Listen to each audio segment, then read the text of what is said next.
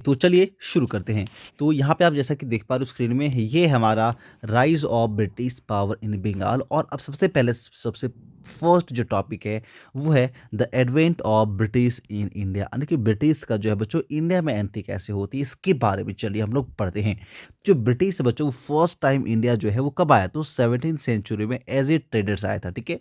However, by the middle of 19th century, the British succeeded in eliminating all their rivals and established an all India empire. देखो बच्चों हो क्या रहा है यहाँ पे, जब 17th सेंचुरी में फर्स्ट टाइम यहाँ पे जो ब्रिटिशर्स हैं वो एक ट्रेडर्स के रूप में आते हैं। ट्रेडर्स बोले तो बिजनेस के पर्पज से यहाँ पे आते हैं। इसकी जो स्टोरी है बच्चों आपको लिटिल बिट तो आ ही रही होगी, बट मैं फिर भी आपको यहाँ पे मैं ये मान के चल रहा हूँ कि आपको जरा भी नहीं आ रहा, आप इस चैप्टर में बिल्कुल जीरो है, आपके पास जरा सा भी इन्फॉर्मेशन नहीं है, नॉलेज नहीं है। तो मैं बिल्कुल आपको शून्य से मान करके बताने वाला हूँ, पढ़ाने वाला हूँ, ताकि हर एक चीज़ें जो है वो आपको बच्चों क्लियर हो जाए।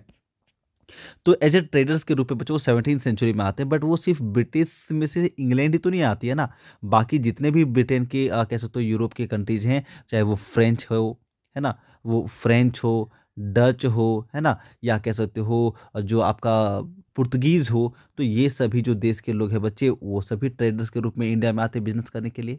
लेकिन होता क्या है बच्चों, 19th सेंचुरी तक में सिर्फ और सिर्फ यहाँ पे ब्रिटिश कंपनी जो है, जिसको लोग ईस्ट इंडिया कंपनी कहते हैं बच्चों, ईस्ट इंडिया कंपनी कहते हैं, वही सिर्फ यहाँ पे बचता है।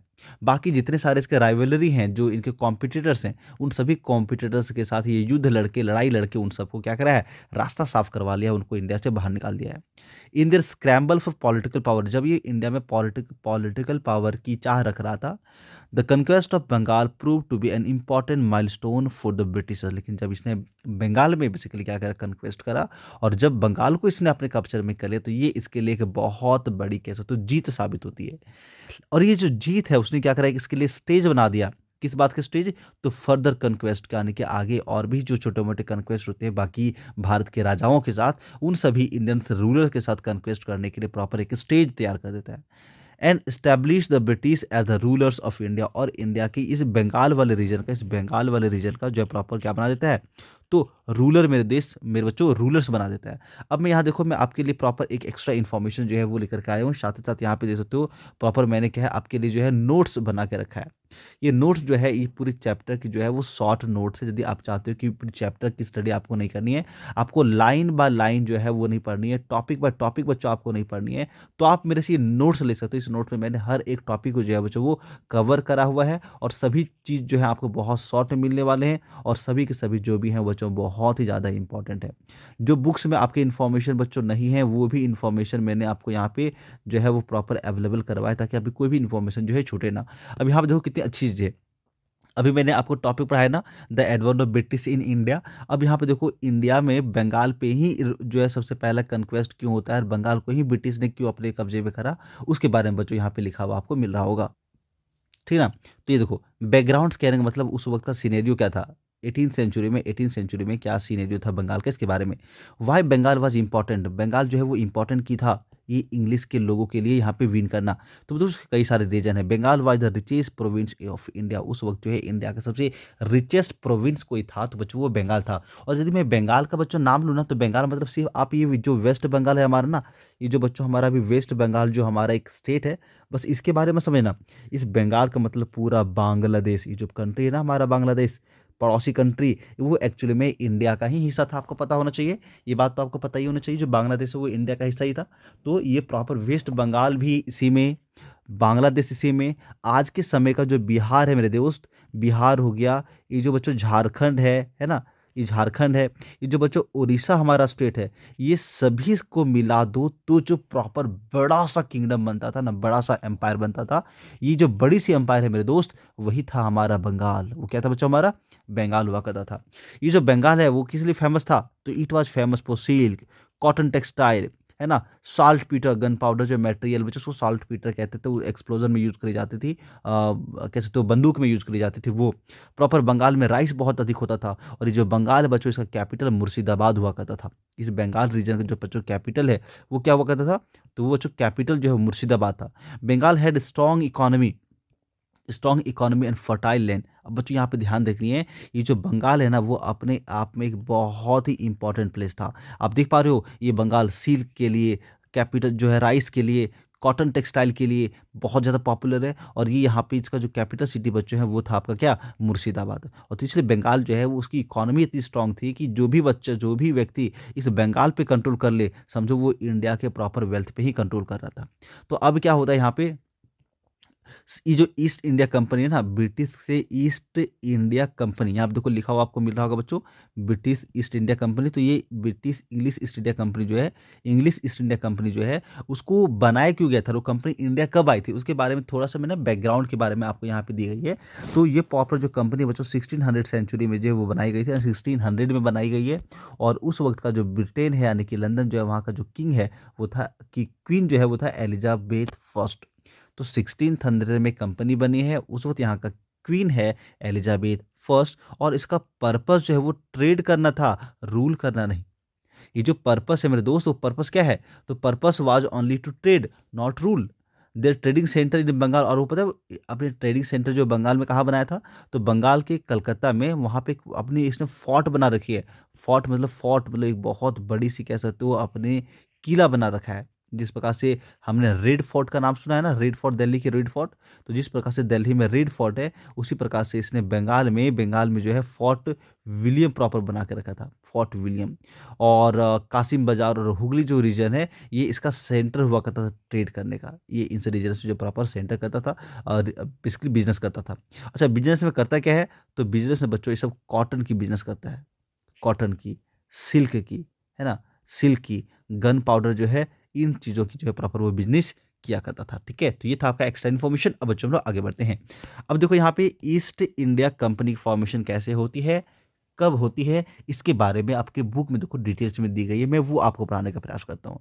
यहाँ पे प्रॉपर देखो आपको एक पिक्चर दिख रही होगी, ये पता है कौन है, तो ये है पोर्ट्रेट एलिजाबेथ फर्स्ट की। जिस टाइम पीरियड में ये जो ब्रिटिश ईस्ट इंडिया कंपनी है 1600 में, उस टाइम पीरियड की ये महारानी थी वहाँ की। तो बच्चों यहाँ पे ध्यान देनी है कि 1600 सीई में क्या होता है, कंपनी जो है popularly known as English East India company, तो वो इंग्लिश ईस्ट इंडिया कंपनी के नाम से बच्चों जाना जा रहा था। और basically it was established by A small group of British merchant. तो ये बेसिकली बनाया किसके द्वारा गया है, क्या एलिजाबेथ ने से फर्स्ट टाइम वो जो है वो खुद से और उसका ही का दिमाग का उपज था क्या, तो बच्चों ऐसा नहीं है। ये जो ब्रिटिश मर्चेंट थे ना उस वक्त, जो प्रॉपर इंडिया में आकर के बिजनेस क्या करते थे, तो उनका एक छोटा सा ग्रुप, ब्रिटिश कंपनी का प्रॉपर एक छोटा सा ब्रिटिश मर्चेंट का बेसिकली कह सकते हो छोटा सा जो ग्रुप है, वो सब ने मिल करके जो है ब्रिटिश ईस्ट इंडिया कंपनी जो है इसकी स्टैब्लिशमेंट करी थी। और the queen of Elizabeth first granted the company exclusive right to trade with the East. देखो ये चीज ध्यान देना, ये हमारा इंडिया है ना, तो इंडिया के वेस्ट में यहाँ पे प्रॉपर इधर ओशन है, तो ये इंडिया के वेस्ट में आप इस रीजन में आते हो, जो इस रीजन में आते हो तो यहाँ पे आपको यूरोप मिलता है देखने को। तो चूंकि इंडिया के वेस्ट में यूरोप है, तो यूरोप के ईस्ट में इंडिया है, और यहाँ पे हमारा बच्चों इसके ऊपर में यहाँ पे चाइना है ना। तो ये क्या करता है ब्रिटिश पीपल, वेस्ट से ईस्ट की तरफ, वेस्ट से वेस्ट की तरफ, ये ईस्ट की तरफ प्रॉपर व्यापार करने के लिए, ट्रेड करने के लिए, तो ट्रेड करने के लिए जो लाइसेंस है ना, जो एक्सक्लूसिव पावर्स है, लाइसेंस है, वो चीज़ प्राप्त कर लिया है कुछ ग्रुप्स ऑफ ट्रेडर्स ने, किनसे, तो एलिजाबेथ फर्स्ट से ग्रांट मिला है, पावर मिला है, एक्सक्लूसिव राइट मिला है कि आप जो है वो क्या कर सकते हो, इंग्लैंड से ईस्ट की तरफ व्यापार कर सकते हो। इंडिया है, जो आपका चाइना है, जापान है, इस रीजन से यदि आपको ट्रेड करनी है, बिजनेस करनी है, कंबोडिया, म्यांमार वगैरह से, तो प्रॉपर उसकी अधिकार राइट जो है वो सिर्फ एक कंपनी को मिलता है, उसका नाम होता है English East India company. This company was made enormous profit by the buying Eastern goods and then selling them at high prices in the European market। अब ये कंपनी के बनते ही इस कंपनी बहुत ही ज़्यादा प्रॉफिट जो है वो कमाने लगता है। ये क्या कहता है, वेरी लेस प्राइस में, बहुत ही लेस प्राइस से ये ईस्ट से क्या करता है, परचेज करता है। ईस्ट से ये बहुत कम प्राइस में परचेज करता है, और इस परचेज किए हुए जो आप कह सकते हो प्रोडक्ट है, इसे बेचता है कहाँ पे, तो यूरोप में बेचता है। यूरोप में बेचता है, पर यूरोप में ये बहुत हाई प्राइस में बेच रहा है। और ये चीज़ करने की वजह से प्रॉपर इसने बहुत ही इनॉर्मस जो है वेल्थ कमा लिया है, बहुत पैसा जो है वो प्रॉपर कमा लिया है।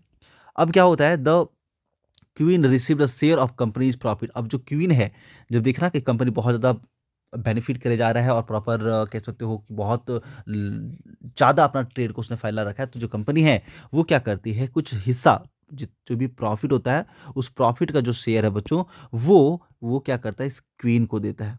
प्रॉफिट जो का वो हिस्सा है वो किसको मिल रहा था, क्वीन को मिल रहा था। यानी कि समझो एक तरह से ना, जितना कंपनी को लाभ हो रहा है, क्वीन के पास पैसा आ रहा है और कंट्री को भी लाभ हो रहा था। The English East India company set up it's first factory in 1612 इन सूरत। तो बच्चों ये पॉइंट आपको याद रखनी है कि जो इंग्लिश ईस्ट इंडिया कंपनी है, उसने अपनी फर्स्ट फैक्ट्री कहाँ पे लगाया, तो सूरत में 1612 में वो इस्टेब्लिश करा। तो बच्चों यहाँ पे आपको ये जो चीज़ है ना, उसको लिख करके याद कर लेनी है, मीन्स नोट कर लेनी है। तो अपने कॉपी को निकालना है, जो इंपॉर्टेंट चीज़ें होती है ना, मैं जहाँ पे हाईलाइट कर दिया तो ऐसे हैशटैग बना दूँ, समझना वो इंपॉर्टेंट है।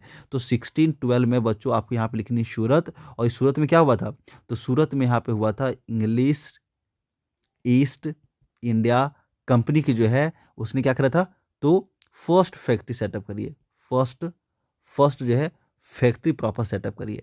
It was It was a trading settlement consisting of a warehouse for goods, an office for keeping records, and residential quarters for the servants employee of the company. Nothing was manufactured in this factory. देखो ये जो proper factory बनाई गई है, इस factory, ये factory किस प्रकार की फैक्ट्री है, तो प्रॉपर जो बच्चों ये फैक्ट्री है ना, ये फैक्ट्री जो है, ये बच्चों फैक्ट्री जो है, वो सिर्फ और सिर्फ किस लिए बनाई गई थी, तो ये फैक्ट्री का जो पर्पस है बच्चों बनाने की, वो क्या है देखो। तो पर्पस के बारे में बच्चों बात करी जाए तो ये जो पर्पस है वो एक तरह से ये एयर वेयर हाउस था, यानी कि जो भी प्रॉपर कह सकते हो ना, इसने परचेजिंग किया करता था प्रोडक्ट की, तो उनको कहीं पे एक जगह स्टोर करके रखना पड़ेगा ना, ताकि जब एक जगह प्रॉपर एक गुड अमाउंट में जो माल है वो एक जगह जमा हो जाएगा, तभी तो उसको बाहर सेल करने के लिए लेके जाया जाएगा। तो परचेजिंग करता है, वेयर हाउस में यहाँ पे बेसिकली बना कर रखा हुआ है इस फैक्ट्री में।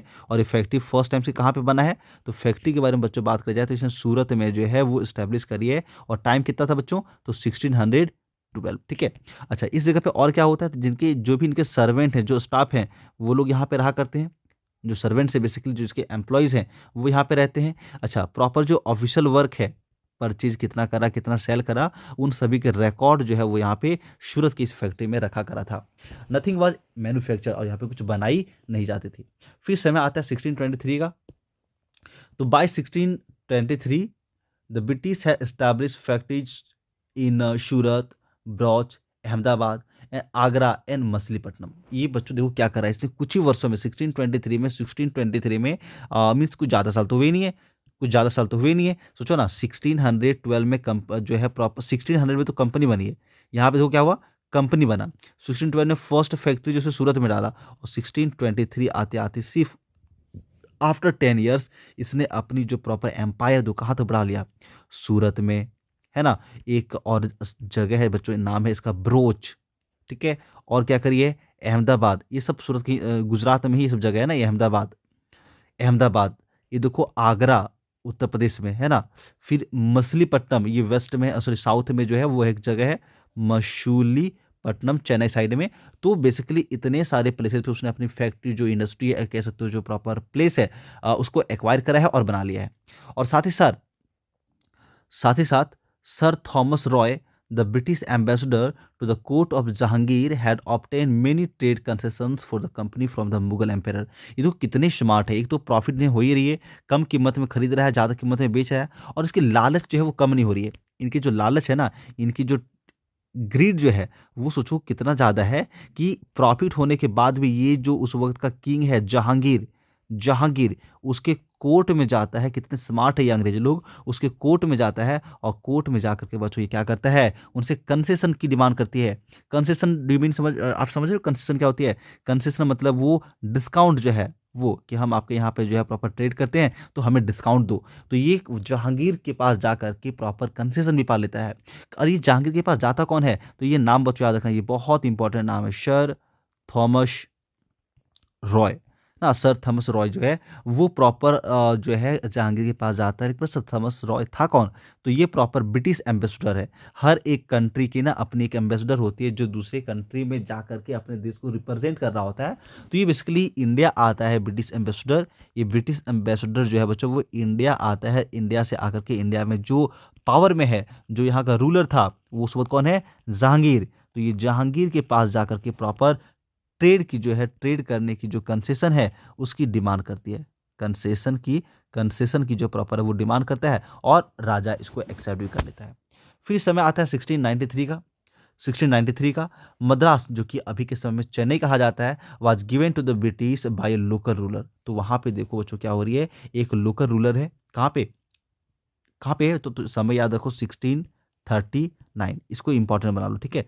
तो 1639 में मद्रास में, जो कि अभी के समय में इसका जो प्रेजेंट नेम बच्चों वो चेन्नई है। वो आपने गाना सुनी है ना, चेन्नई नई नई चेन्नई एक्सप्रेस, तो वही वाली चेन्नई जो है, वहाँ पे एक जो प्रॉपर एक लोकल रूलर होते हैं, लोकल रूलर होते हैं, उस लोकल रूलर से मद्रास को बेसिकली वो अपने ट्रेड करने के लिए, ऑफिस बनाने के लिए, बिजनेस करने के लिए ये प्रॉपर चेन्नई वाले एरिया को अपने कब्जे में ले लेता है। नहीं उसको एक तरह से जो कह सकते हो लोकल रूलर ने डिस्काउंट के रूप में या फिर किसी भी तरीके से दे दिया। They establish a trading settlement which they fortified and name it Fort Saint George. तो उसने प्रॉपर वहाँ पे जाके क्या करा, एक फोर्ट बनाया, इस फोर्ट का बच्चों नाम रखा, फोर्ट का नाम इसने क्या रखा, तो फोर्ट का नाम है फोर्ट संत जॉर्ज। ये एक फोर्ट बनाया, कहाँ पे बनाया बच्चों, तो मद्रास में। तो उस वक्त का जो मद्रास है, प्रेजेंट में इसका नाम चेन्नई है। तो वहाँ पे 1639 में वहाँ पे एक फोर्ट जो है वो प्रॉपर स्टैब्लिश करता है। फिर बच्चों समय आता है 1688 का। अब जो है चार्ल्स टू, ये बच्चों नाम याद रखो, चार्ल्स टू, ये इंग्लैंड का किंग है। इंग्लैंड का कौन है बच्चों, ये किंग है। तो ये जो इंग्लैंड का किंग है चार्ल्स टू, उसने बहुत कम रेट पाने की 10 पाउंड्स पर ईयर, 10 पाउंड जो है 10 पाउंड्स पर ईयर के रेट पर, पर ईयर रेट के रेट पर, जो बॉम्बे था ना, बॉम्बे अभी के समय जिसको हम लोग मुंबई कहते हैं, मुंबई कहते हैं, ये मुंबई को उस वक्त बॉम्बे कहा जाता था।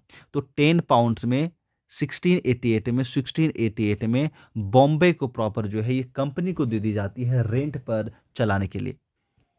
अब बच्चों आप यहाँ पे सोच रहे होंगे आखिर ये जो बॉम्बे है वो तो इंडिया का पार्ट है, फिर ये 10 पाउंड्स पे 1888 में जो चार्ल्स टू है, इस चार्ल्स टू ने कैसे दिया, चार्ल्स टू के पास 1688 में ये भाई बॉम्बे जो है उसके पास ये पावर कहाँ से आ गया कि उसने कंपनी को प्रॉपर जो है वो रेंट पे दे दिया, है कि नहीं, रेंट पे दे दिया। तो बच्चों यहाँ पे आपको समझना ये है कि आखिर इसके पीछे क्या बात है। देखो हो क्या रहा था उस वक्त, हो क्या रहा था, ये जो बॉम्बे वाला रीजन है ना, ये जो बॉम्बे वाला रीजन है, ये जो बॉम्बे का रीजन है मेरे दोस्त, उस बॉम्बे का रीजन को पुर्तगीज लोगों ने कब्जा करके रखा था। किसने, पुर्तगाल एक कंट्री है यूरोप का, उन लोगों ने बॉम्बे पे अपना कब्जा करा था। तो अब क्या है, पुर्तगीज के जो क्वीन है, पृथ्वी को क्वीन नहीं, जो प्रिंसेस है, पुर्तगीज का जो प्रिंसेस है, उस प्रिंसेस की प्रॉपर शादी हो जाती है, प्रिंसेस की जो प्रॉपर बच्चों शादी हो जाती है वो किसके किसके साथ हो जाती है, चार्ल्स टू के साथ हो जाती है, यानी इंग्लैंड के जो किंग हैं उनके साथ हो जाता है। अब एज ए डॉरी जो है, ये बॉम्बे को पुर्तगीज वालों ने चार्ल्स को दे दिया। अब चार्ल्स ने सोचा इस बॉम्बे का मैं क्या करूँगा, इस बॉम्बे का इंग्लैंड में रह करके बॉम्बे का काम में क्या, बॉम्बे का बेसिकली मैं कैसे यूज़ कर पाऊंगा। तो इसीलिए बॉम्बे को उसने भाड़े पर, रेंट पर, इस बॉम्बे को प्रॉपर रेंट पर जो है उन लोगों ने ईस्ट इंडिया जो कंपनी है उसे दे दिया था। तो अब देख पा रहे हो कि इस ईस्ट इंडिया कंपनी के हाथ में जो हमारा प्रॉपर मद्रास है वो भी आ चुका है, सूरत भी आ चुका है, और अब तो भाई बॉम्बे भी आ गया है। तो जो भी पॉपुलर शहर है इंडिया के, वो सब देख पा रहे हो वो प्रॉपर इंडिया के इंडियन जो है वो ईस्ट इंडिया कंपनी के कब्जे में आ गया है। 1690 का टाइम आता तो जो ब्रिटिश ट्रेडिंग सेटलमेंट है was establish and fortified in Calcutta, it was named fort William. तो जिस प्रकार से मद्रास में, जिस प्रकार से बॉम्बे में सेटलमेंट हुई है, उसी प्रकार से ब्रिटिश लोगों की जो सेटलमेंट है वो 1619 में कहाँ पे होता है, तो 1690 में कलकत्ता में होता है। और कलकत्ता में जो इसने फोर्ट बनाया बच्चों उसका नाम था फोर्ट विलियम। तो मद्रास, बॉम्बे, कलकत्ता जो 3 इंडियन बिग सिटी थी, वहाँ पे बेसिकली हेडक्वार्टर इन लोगों ने अपनी बना रखी है। ब्रिटिश सेटलमेंट यानी कि ब्रिटिश पीपल जो वहाँ पे अब रहने भी लगे हैं, और साउदर्न, वेस्टर्न, ईस्टर्न जो रीजन है रिस्पेक्टिवली उन्होंने अपने कब्जे में ले लिया। इंडिया के जो प्रॉपर साउदर्न हिस्सा है, ईस्टर्न हिस्सा, देखो ये हमारा मान लो इंडिया कुछ इस प्रकार से है, ये हमारा इंडिया कुछ ऐसे है। तो इंडिया का यहाँ पे ईस्ट में कलकत्ता, ईस्ट में क्या है, तो कलकत्ता है। यहाँ देखो यहाँ पे मद्रास है, तो साउथ में मद्रास, और पूरे साउथ रीजन को कंट्रोल करने के लिए मद्रास में, और प्रॉपर यहाँ पे पीछे इस जगह पे यहाँ पे क्या है, बॉम्बे, तो वेस्ट में बॉम्बे। तो ये तीनों सिटी को देखो, अब ये क्या करता है, देखो बेसिकली जो भी जिसकी बिजनेसेस होते थे वो तो बोट से होती है, शिप से होती है। तो बॉम्बे भी जो है प्रॉपर एक कह सकते हो कोस्टल वाला इलाका है। कोलकाता भी इसके पास बंगाल की खाड़ी है, और यहाँ पे जो चेन्नई है, जो चेन्नई जो मद्रास है, यह भी समुद्र के किनारे है। तो प्रॉपर बिजनेसेस भी अच्छा हो सकता है। और इंडिया के प्रॉपर ईस्ट में, वेस्ट में, साउथ में, ईस्ट में, वेस्ट में और साउथ में हर एक रीजन में अपना जो कंट्रोल है और जो हर एक रीजन में अपना हेडक्वार्टर है, वो इन लोगों ने बना रखी है। अब ये जो बॉम्बे, कोलकाता और मद्रास है, ये इस रीजन्स को जहाँ से प्रॉपर हेडक्वार्टर्स ने बना के रखी है, उन्हें उन्हें अब प्रेसिडेंसीज के नाम से जाना जाता है। Was placed under the charge of governor, और एक गवर्नर है ना, ये देखो प्रॉपर एक गवर्नर जो है उसके अंडर में ये तीनों को जो आपका कलकत्ता है ना, कलकत्ता है, जो आपका बॉम्बे है ना, और एक और क्या था, कलकत्ता है, बॉम्बे है, मद्रास है, इन सभी को प्रेसिडेंसीज कहा जाता है। चूंकि यहाँ से प्रॉपर वो कंट्रोल करने का काम करता है, तो इसे प्रेसिडेंसीज कहा जाता है। और इन तीनों प्रेसिडेंसीज पर कंट्रोल करने के लिए जो है वो गवर्नर बना दिया है मैनेज करने के लिए, ठीक है ना। क्या बना दिया बच्चों? गवर्नर बना दिया है मैनेज करने के लिए। By the beginning of 18th century की बेसिकली शुरुआत में सेवरल ब्रिटिश ट्रेडिंग कंपनी जो है वो सब आपस में पास में आ जाते हैं, join together and form one company called United company of merchants of England trading to the East Indies. तो यहाँ पे देख पा रहे हो 18th सेंचुरी में जितनी भी कंपनी जो छोटे छोटे, उन सभी कंपनी ने आपस में मिल करके जो बेसिकली इंग्लैंड का है और ईस्ट में प्रॉपर ट्रेड करता है, उन सभी ने मिला करके एक यूनाइटेड कंपनी बनाई है। क्या कंपनी बना ली है? तो यूनाइटेड कंपनी बना ली है। और इस कंपनी का नाम क्या रखा? तो यूनाइटेड, इसको यहाँ पे बच्चों आप नाम नोट कर लो, याद रखना, United company of merchants of England trading to the East Indies. तो ईस्ट इंडीज में ट्रेड करने के लिए इंग्लैंड की जो कंपनी है, तो उसे नाम रखा यूनाइटेड कंपनी ऑफ मर्चेंट। अब जिस प्रकार से अभी हमने ये जितनी सारी चीज़ें अभी तक हमने पढ़ा, वो सबका सब कौन सी कंट्री के लिए था? वो इंग्लैंड के लिए था। तो इंग्लैंड के जो लोग और जो ट्रेडर्स इंडिया में आकर के किस प्रकार से उसने अपनी कैसे तो डेवलपमेंट कराई और अपना इंडिया में बेसिकली अपना प्रचार प्रसार करा और अपनी विस्तार करा। अब उसी प्रकार से हम लोग पढ़ने वाले हैं फ्रेंच के बारे में। The French east India company. तो फ्रेंच पीपल जो है उन लोग भी पीछे कहाँ रहने वाला था? फ्रेंच पीपल जो है वो भी पीछे रहने वाला कहाँ था? तो उन सब ने मिलकर भी एक कंपनी बनाई है, और कंपनी का नाम है फ्रेंच ईस्ट इंडिया कंपनी। तो फ्रांस जो बेसिकली इंडिया से बिजनेस करता था, तो वो जो कंपनी है जो फ्रेंच की है, उसका नाम फ्रेंच ईस्ट इंडिया कंपनी है। और ये इंग्लैंड के लोगों को देख करके, देखो इंग्लैंड ने कंपनी कब बनाई? 1600 में, तो बहुत तेज निकला। और अब 1644 में ये फ्रेंच लोगों ने बनाया। और इसने अपने हेड क्वार्टर कहाँ बनाया? तो 1644 में बेसिकली कंपनी बनती है फ्रेंच ईस्ट इंडिया कंपनी। यहाँ पे मैं 1644 लिख दे रहा हूँ। और इसने अपने जो हेड क्वार्टर है वो कहाँ बनाया? तो हेड क्वार्टर बच्चों इसने पौंडीचेरी में बनाया, पौंडीचेरी, ठीक है। ये पौंडीचेरी में इसने अपनी कंपनी बनाई है। इसे हम लोग अभी बच्चों पुडुचेरी भी कहते हैं। It is also establish trade settlements in Surat. अच्छा, ये पीछे नहीं रहने वाला है, भले लीड से कंपनी बनाई है, बिजनेसेस तो कर ही रहा है। और इसने इंग्लैंड का देखा देखिए में इसने भी सूरत में, ठीक है, और इसी ने मसूलीपट्टनम में इसका भी अपना एक ट्रेड सेंटर बन गया है, मसूलीपट्टनम में, ठीक है। और इसके अलावा चंदर नगर, एक और क्या बच्चों नाम है यहाँ पे, देखो ये लिखा हुआ है चंदर नगर जो है, चंदर नगर जो है वहाँ पे, और माहे में इन्होंने एक, ये हो गया दूसरा, ये तीसरा, और ये क्या बच्चों चौथा।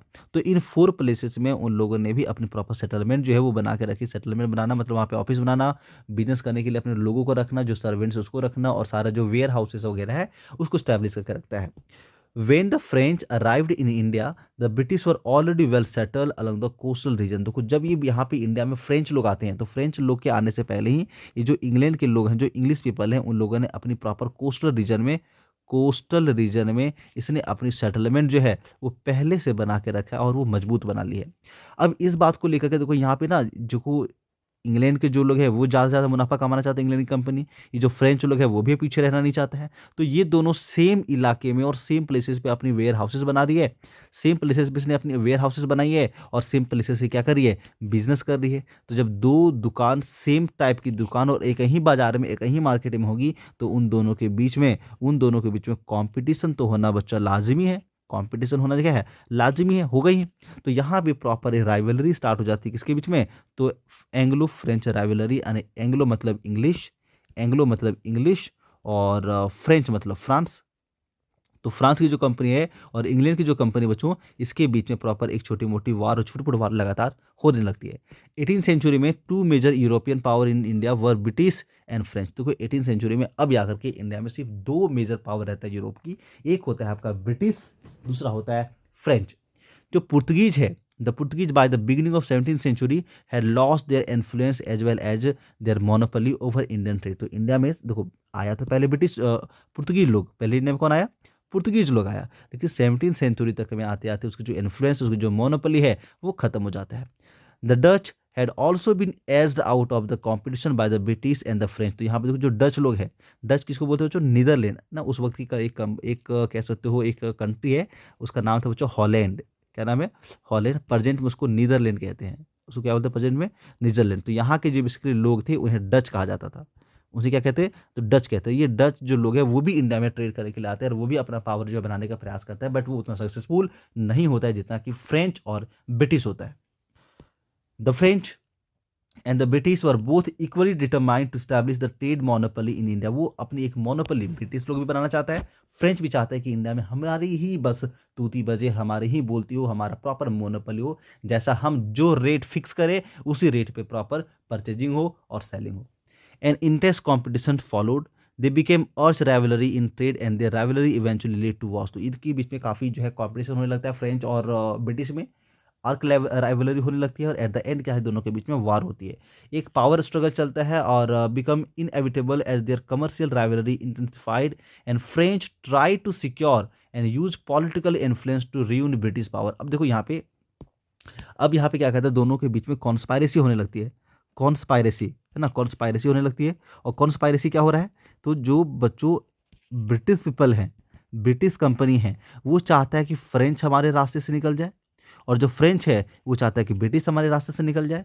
तो यहाँ पे क्या कहते हैं, बिजनेसेस में रोड़ा अटकाने के लिए जो फ्रेंच है वो भी इंडियन रूलर और किंग के संपर्क में रहता है, और जो फ्रेंच ब्रिटिश पीपल है वो भी किंग के संपर्क में रहता है, और दोनों एक दूसरे की पैरवी लगा करके अपने रास्ते से हटवाना, और जो लाइसेंस इसे मिला हुआ है, जो परमिशन और जो राइट बच्चों यहाँ पे मिली हुई है इंडिया में ट्रेड करने की, जो लाइसेंस मिली हुई है, जो राइट मिला है बच्चों, इसे वो बंद करवाने और कैंसिल करवाने के बारे में सोचने लगता है, दिमाग लगाने लगता है। The commercial rivalry between British and French in India was aggregated, क्या है, aggravated by the fact that these two countries were political rivals in Europe. देखो ये दोनों जो है, इनके बीच में कंपटीशन और वार होने का एक रीज़न ये भी था कि जो ब्रिटिश है, ये जो ब्रिटिश यानी कि इंग्लैंड के जो पीपल हैं उनका, और दूसरा जो हमारा फ्रांस है, इनके बीच में, दोनों के बीच में प्रॉपर यूरोप में भी क्या हो रहा था, वार हो रहा था। तो इसी वजह से यहाँ पे जो है इनकी जो वार है वो लगातार चलती है, और ये लोग यहाँ पे हंसी खुशी अपना जीवन प्रॉपर नहीं जी पा रहा और साथ में बिजनेसेस नहीं कर पा रहा है। अच्छा, अब आगे बढ़ते हैं, और आगे क्या होता है? The decline of the Mughal power and the unstable political condition in the country, they fought 3 wars in India to establish their supremacy. These war are referred as kinetic war. तो बच्चों यहाँ पे ध्यान रखनी है कि क्या हो रहा है इंडिया में जो हो रहा है, मुगल पावर डिक्लीन कर रही है। ये जो मुगल पावर है वो क्या कर रही है? मुगल पावर डिक्लीन हो रही है। अब जब बच्चों मुगल पावर डिक्लीन हो रही है तो ये आखिर इन दोनों पे कंट्रोल कौन करेगा? ये दोनों अपनी शिकायतें लेकर के कहाँ पे जाएगा? तो जब देखा मुगल पावर डिक्लेन हो रही है तो मुगल पावर अब इन दोनों लोगों पे प्रभाव नहीं डाल पा रही है, ना ही फ्रेंच के लोगों पे और ना ही यहाँ पे ब्रिटिश जो कंपनीज है इन पे। तो ये दोनों आपस में भिड़ जाता है और अपनी एक वॉर लड़ती है। इस वार का जो नाम है बच्चा वो क्या होता है? तो इस वार का नाम होता है कैनेटिक वार। और जो कैनेटिक वार है, अब यदि आपसे पूछा जाए किन दो लोगों के बीच में हुआ है, तो कैनेटिक वार, ये जो वार है वो दो लोगों के बीच में हुआ। वो एक तरफ से है फ्रेंच कंपनी और दूसरा है आपका British company. Carnatic was the name given by the Coromandel coast and its hinterland. ये जो कैनेटिक वार है, ये कैनेटिक वार में कैनेटिक नाम कहाँ से आया? तो प्रॉपर कोरोमंडल जो कोस्ट है, तो आपको पता होना चाहिए इंडिया का ये जो हिस्सा है, ये ईस्ट साइड वाला, तो ये जो प्रॉपर रीजन है ना, ये जो प्रॉपर कोस्ट है, इस कोस्ट का नाम है कोरोमंडल। क्या नाम है इसका? कोरोमंडल कोस्ट। तो कोरोमंडल कोस्ट के नाम से यहाँ पे जो लोग हैं उसको कैनेटिक वार कही जाती थी। द आउटकम, इस वॉर का आउटकम कहाँ निकला? The outcome of the 3 kinetic war so British establish there political influence over the kinetic. तो इसने कैनेटिक रीजन में ब्रिटिश लोगों ने क्या करा, अपना प्रॉपर एक इन्फ्लुएंस बना लिया और इसकी जो है दबदबा बन गई। The 3rd Carnatic war shattered French dream of building a Indian empire. तो यहाँ पे क्या होता है कि जो थर्ड वार होती है, थर्ड बैटल जो होती है, उसमें फ्रेंच की प्रॉपर जो है बहुत बुरी तरीके से हार होती है, और इसके जो सपना था, जो ड्रीम था इंडिया में रूल करने का, इंडिया को अपनी कॉलोनी बनाने का, वो पूरी तरह से क्या हो जाता है, बिखर जाता है। An Indian empire freed of all European rivals, the English East India Company, with the help of army and its vast resources in India, now set out to conquer India। अब यहाँ पे देख पा रहे हो कि अब इसने क्या करा, इंग्लिश ईस्ट इंडिया कंपनी ने, इसने इंग्लिश ईस्ट इंडिया कंपनी ने इतने सारे वॉर लड़े अपने राइवलरी से, जो इसके राइवल थे उनसे इतना सारा वॉर लड़ा, इसने इतने रिसोर्सेस अब जमा कर ली है, इतना इसके पास वेल्थ अब आ गया है कि इसने क्या करा, अपने जितने भी कंपटीशन था, चाहे वो फ्रांस से था, फ्रेंच कंपनी से हो, डच कंपनी से हो, या फिर अदर जो भी थे, जो भी उस वक्त के यूरोपियन कंट्री थे, इंडिया में ट्रेड करने के लिए आना चाहते थे, उन सभी को हटा करके ये इंग्लिश ईस्ट इंडिया कंपनी जो है, ईस्ट इंडिया कंपनी जो है, इंग्लिश ईस्ट इंडिया कंपनी, इनका अपना मोनोपोली हो जाता है, इसको एक तरफा राज हो जाता है, मोनोपोली है ना, मोनोपोली हो जाती है, ठीक है, किसकी, तो ईस्ट इंडिया कंपनी की। और अब ये जो है इंडिया में, इंडिया को कन्क्वेयर करने के लिए, इंडिया को प्रॉपर अपने पावर में और अपने अनुसार नचाने के लिए प्रयास करने लगता है। Rise of British power in Bengal. और अब हम देखेंगे कि जो ब्रिटिश कंपनी है, जो अपनी सभी राइवलरी को अपने रास्ते से हटा दे, अपने सभी कांटों को अपने रास्ते से हटा करके अपनी मोनोपोली इंडिया में बनाने के लिए तैयार बैठा है, वो इंडिया के पावर में, पॉलिटिक्स में, पॉलिटिकल सिनेरियो में कैसे एंट्री लेता है, और यहाँ के पावर में, इंडिया के पावर में बंगाल में से उसने अपने कैसे शुरुआत करी। तो Bengal in 18th century was the richest and the most fertile province in India. तो 18th सेंचुरी के आसपास में, देखो यहाँ पे 18th सेंचुरी में है ना, 18th सेंचुरी जब भी मैं नाम लूँ बच्चों, तो आपको समझ जानी है 1700 से लेकर के 1799 ईयर्स के बीच की बात करी जा रही है। तो इस टाइम पीरियड में 18th सेंचुरी में जो है ये सबसे रिचेस्ट कह सकते हो प्रोविंस था। और इस रिचेस्ट प्रोविंस होने की वजह से इस बंगाल को हम लोग एक नाम से बुलाते थे, इस बंगाल को हम लोग the paradise of the earth कहा जाता था, the paradise of the earth. आज यदि उस वक्त जितनी भी कंपनियां फल फूल रही थी, जो कंपनी बहुत प्रॉफिट कमा रही थी, वो सिर्फ इस बंगाल में बिजनेस और ट्रेड करने की वजह से। और यहाँ पे बंगाल को क्या कहा जा रहा है, the paradise of the earth. इसे मैंने हाईलाइट कर दी है बच्चों, आपसे नोट करने से याद रखना है, ठीक है। चलो आगे बढ़ो, क्या आपको चीज़ें यहाँ तक समझ में आ रही है, सिस्टमेटिक वे में चीज़ें आपकी खत्म हो रही है। चलो आगे बढ़ते हैं। The province of Bengal attracted traders from Holland. देखो ये जो बंगाल की प्रोविंस है, ये इतना फर्टाइल है, इतना कह सकते हो रिच है, यहाँ के पीपल इतने वेल्दी हैं, इतना टैक्सेस सरकार को मिल जा रही है इस रीजन से, कि सोचो ये जो है अपने देश के ट्रेडर जो प्रॉपर मर्चेंट हैं और जो कंपनियां, उन्हें छोड़ो, ये प्रॉपर विदेशों से जो बड़े बड़े व्यापारी हैं, जो हॉलैंड से, फ्रांस से, इंग्लैंड से, उन्हें अपनी ओर अट्रैक्ट करता है। European trading companies from these countries establish trading settlement in Bengal. तो इन जो कंपनीज हैं, बेसिकली जो कंपनीज है, विदेशी कंपनीज है, ये सब बंगाल में आकर के अपनी सेटलमेंट बनाते हैं, विच बिकम ए प्रॉफिटेबल बेस। और यहाँ पे आने के बाद वो देख रहा है कि प्रॉफिट तो अच्छा खासा हो जा रहा है for the trade and commerce. The largest and the most prosperous of the European settlement was British settlement. और सब इन सभी सेटलमेंट में से सबसे फायदेमंद, सबसे प्रॉस्पेरस, वेल्दी जो था, वही था हमारा ब्रिटिश सेटलमेंट, जो कि कलकत्ता में था। 1717 में मुगल एम्पायर नाम था फर्रुखसियार, इशूड ये फरमान, फरमान मतलब एक कह सकते हो आदेश, एक नोटिस जो है वो इशू किया, granting the English East India company the right to carry on duty free trade in Bengal. देखो ड्यूटी फ्री, ड्यूटी फ्री का मतलब क्या होता है कि बिना टैक्सेस पे किए, है ना, आप मेरे यहाँ पे बिजनेस करो, सेल करो, आप मेरे यहाँ करो, मैं आपके यहाँ करूँगा, आने की बंगाल का, बंगाल और इंग्लैंड में यहाँ पे क्या होती है, ड्यूटी फ्री ट्रेड साइन करी जाती है। और जो ये सब चतुर लोग हैं, चालाक प्राणी लोग हैं, कुछ पैसों के लिए जो है फर्रुखसियार को अपने अपने अपने बातों में फंसा लेते हैं और ड्यूटी फ्री ट्रेड बंगाल में करवाते हैं। और ये बंगाल मतलब क्या, बंगाल से सिर्फ बंगाल नहीं, बंगाल में, बिहार में और उड़ीसा, नाउ उड़ीसा कही जाती है। This mean that the company could export and import goods from and to these provinces without paying any tax. यानी कि बिना सरकार को टैक्स दिए, बिना मुगल एम्पायर को टैक्सेस दिए, ये प्रॉपर क्या कर सकती है, तो ये प्रॉपर इन रीजन में कहाँ कहाँ, तो बंगाल में, बिहार में, उड़ीसा में, बंगाल, बिहार, उड़ीसा, इन 3 प्लेसेस से बिजनेस करने के लिए ड्यूटी फ्री ट्रेड का जो परमिशन है उसे मिल जाता है किसे? तो मुगल एम्परर फर्रुखसियार कब? 1717 में। एक चीज़ ध्यान देना 1707 में बच्चों, 1707 में से याद रखनी है, औरंगजेब की प्रॉपर डेथ हो गई है। औरंगजेब की डेथ के बाद जो है कोई पॉपुलर और कोई एक पावरफुल रूलर इंडिया में मुगल एम्परर में नहीं होता है। जो बना है वो शॉर्ट टाइम के लिए बना है और कहीं ना कहीं कुछ कुछ जो है वो अंग्रेजों के सहयोग से भी बना था।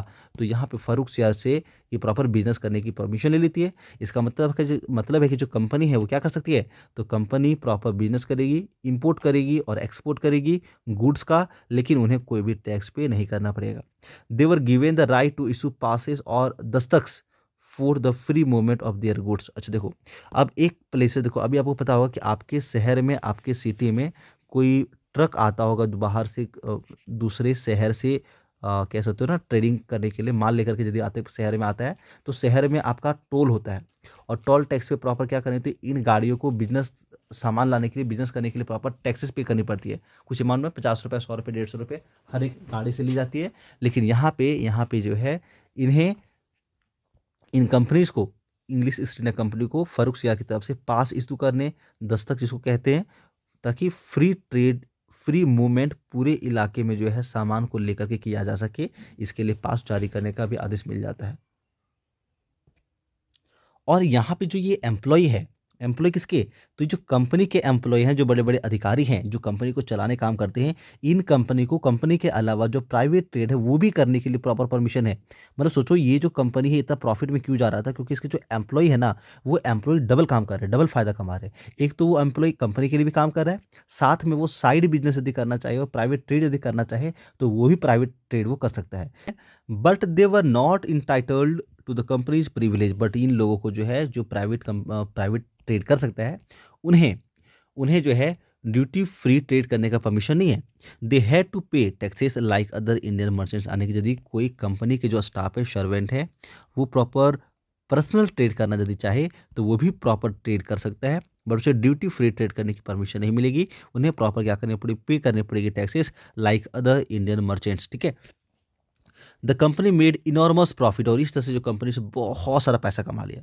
इन course of time the company began to interfere in the local politics of the company. अब जब इतने सारे पैसे आ जाते हैं, इतने सारे पैसे उसके पास हो जाते हैं, तो इंडिया के जो लोकल पॉलिटिक्स होता है, जो इंडियन रूलर्स की पॉलिटिक्स होती है, उसमें वो क्या कर रहा था? इंटरफेयर करने लग जाता है। The supporting one ruler against another. अब वो क्या करता है? एक रूलर को दूसरे रूलर से भड़का रहा है, उसे लड़वा रहा है, और एक को सपोर्ट कर रहा है, उसको हथियार दे रहा है, उसको पैसे दे रहे हैं, और इस तरह से जो है वो लड़ाइयाँ लड़वा रहा है।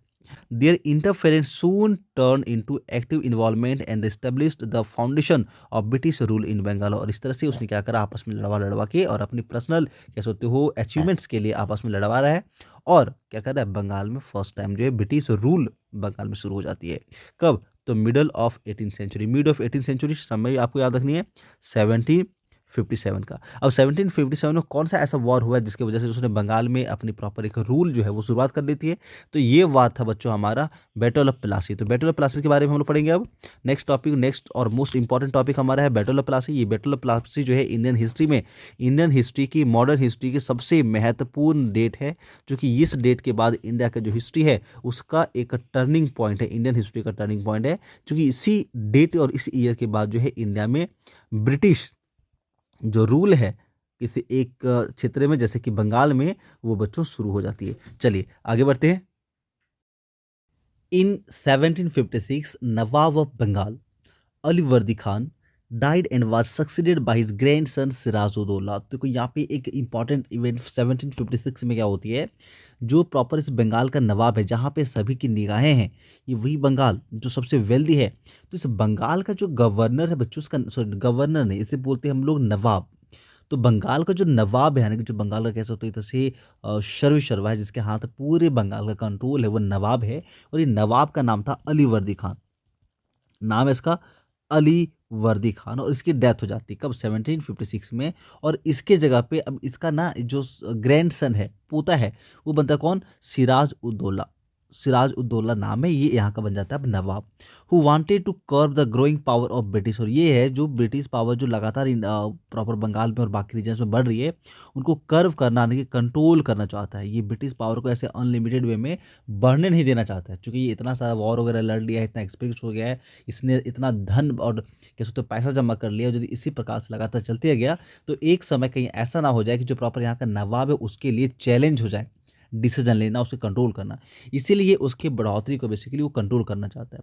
लेकिन जो सिराजुद्दौला है वो क्या करता है, task was not an easy one, तो बेसिकली उस पर कंट्रोल करना सिराजुद्दौला के लिए भी ये जो एक बहुत आसान काम नहीं था। Since he had many enemies both with in the outside his court and that made his position insecure and unstable. देखो ये इसके लिए प्रॉपर मुश्किल काम इसलिए था क्योंकि इसके सिर्फ एक वही एनिमीज नहीं है, इसके साथ इसके जो है प्रॉपर जो कोर्ट है वहाँ पे कई सारे एनिमीज हैं, और वो इसे रिमूव करके खुद नवाब जो है वो बनना चाहता है। आखिर ये अब किसको संभाले, क्या ये उस ब्रिटिश लोगों की बढ़ती हुई पावर को कंट्रोल करे या खुद ये अपना जो बेसिकली प्लेस है उसे बचा के रखे। तो ये बड़ा ही कह सकते हो दुविधा में फंस जाता है।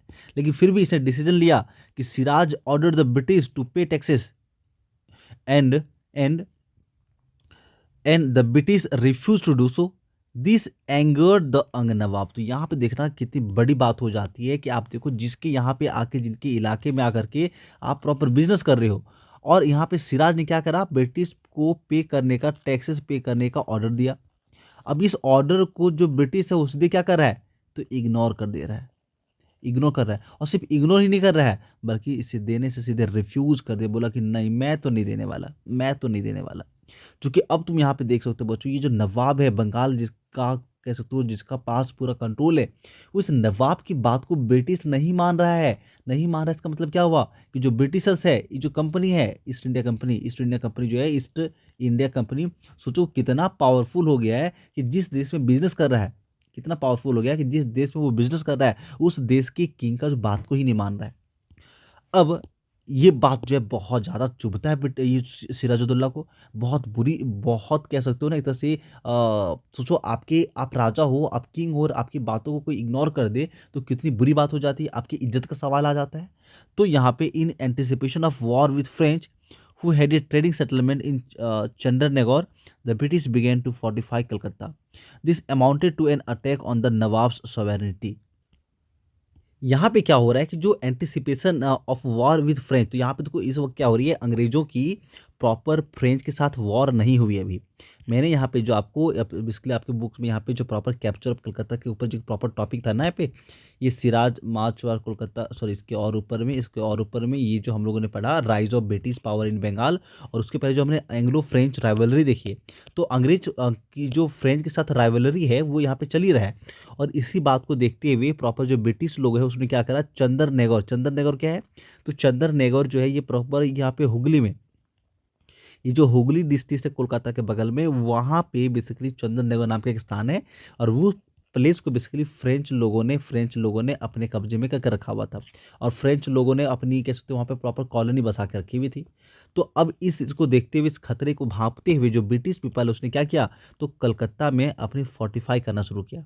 फोर्टिफाई करना मतलब अपने कह सकते हो बाउंड्री बनाना, जहाँ पे वो बेसिकली रहता है उसके आसपास में सेना लगाना, सिक्योरिटी को बेसिकली टाइट करना स्टार्ट कर देता है। This amounted to an attack on the nawab's sovereignty. तो ये प्रॉपर ये जो चीज़ें हो रही है कि आप देख रहे हो किसी राज्य में जाकर के वहाँ अपनी सेना बड़ा कर रहे हो, अपनी सेना को रखने के लिए प्रॉपर प्लेसेस है उसके मजबूत किए जा रहे हो, तो एक प्रकार से आप वहाँ की जो किंग है उसकी सॉवरेनिटी को चैलेंज कर रहे हो। तो यहाँ पे एक जो अटैक है वो किस पे था, नवाब की सॉवरेनिटी पे, कि आप उसे नज़रअंदाज करते हुए क्या करो, आप अपनी सेना को मजबूत कर रहे हो।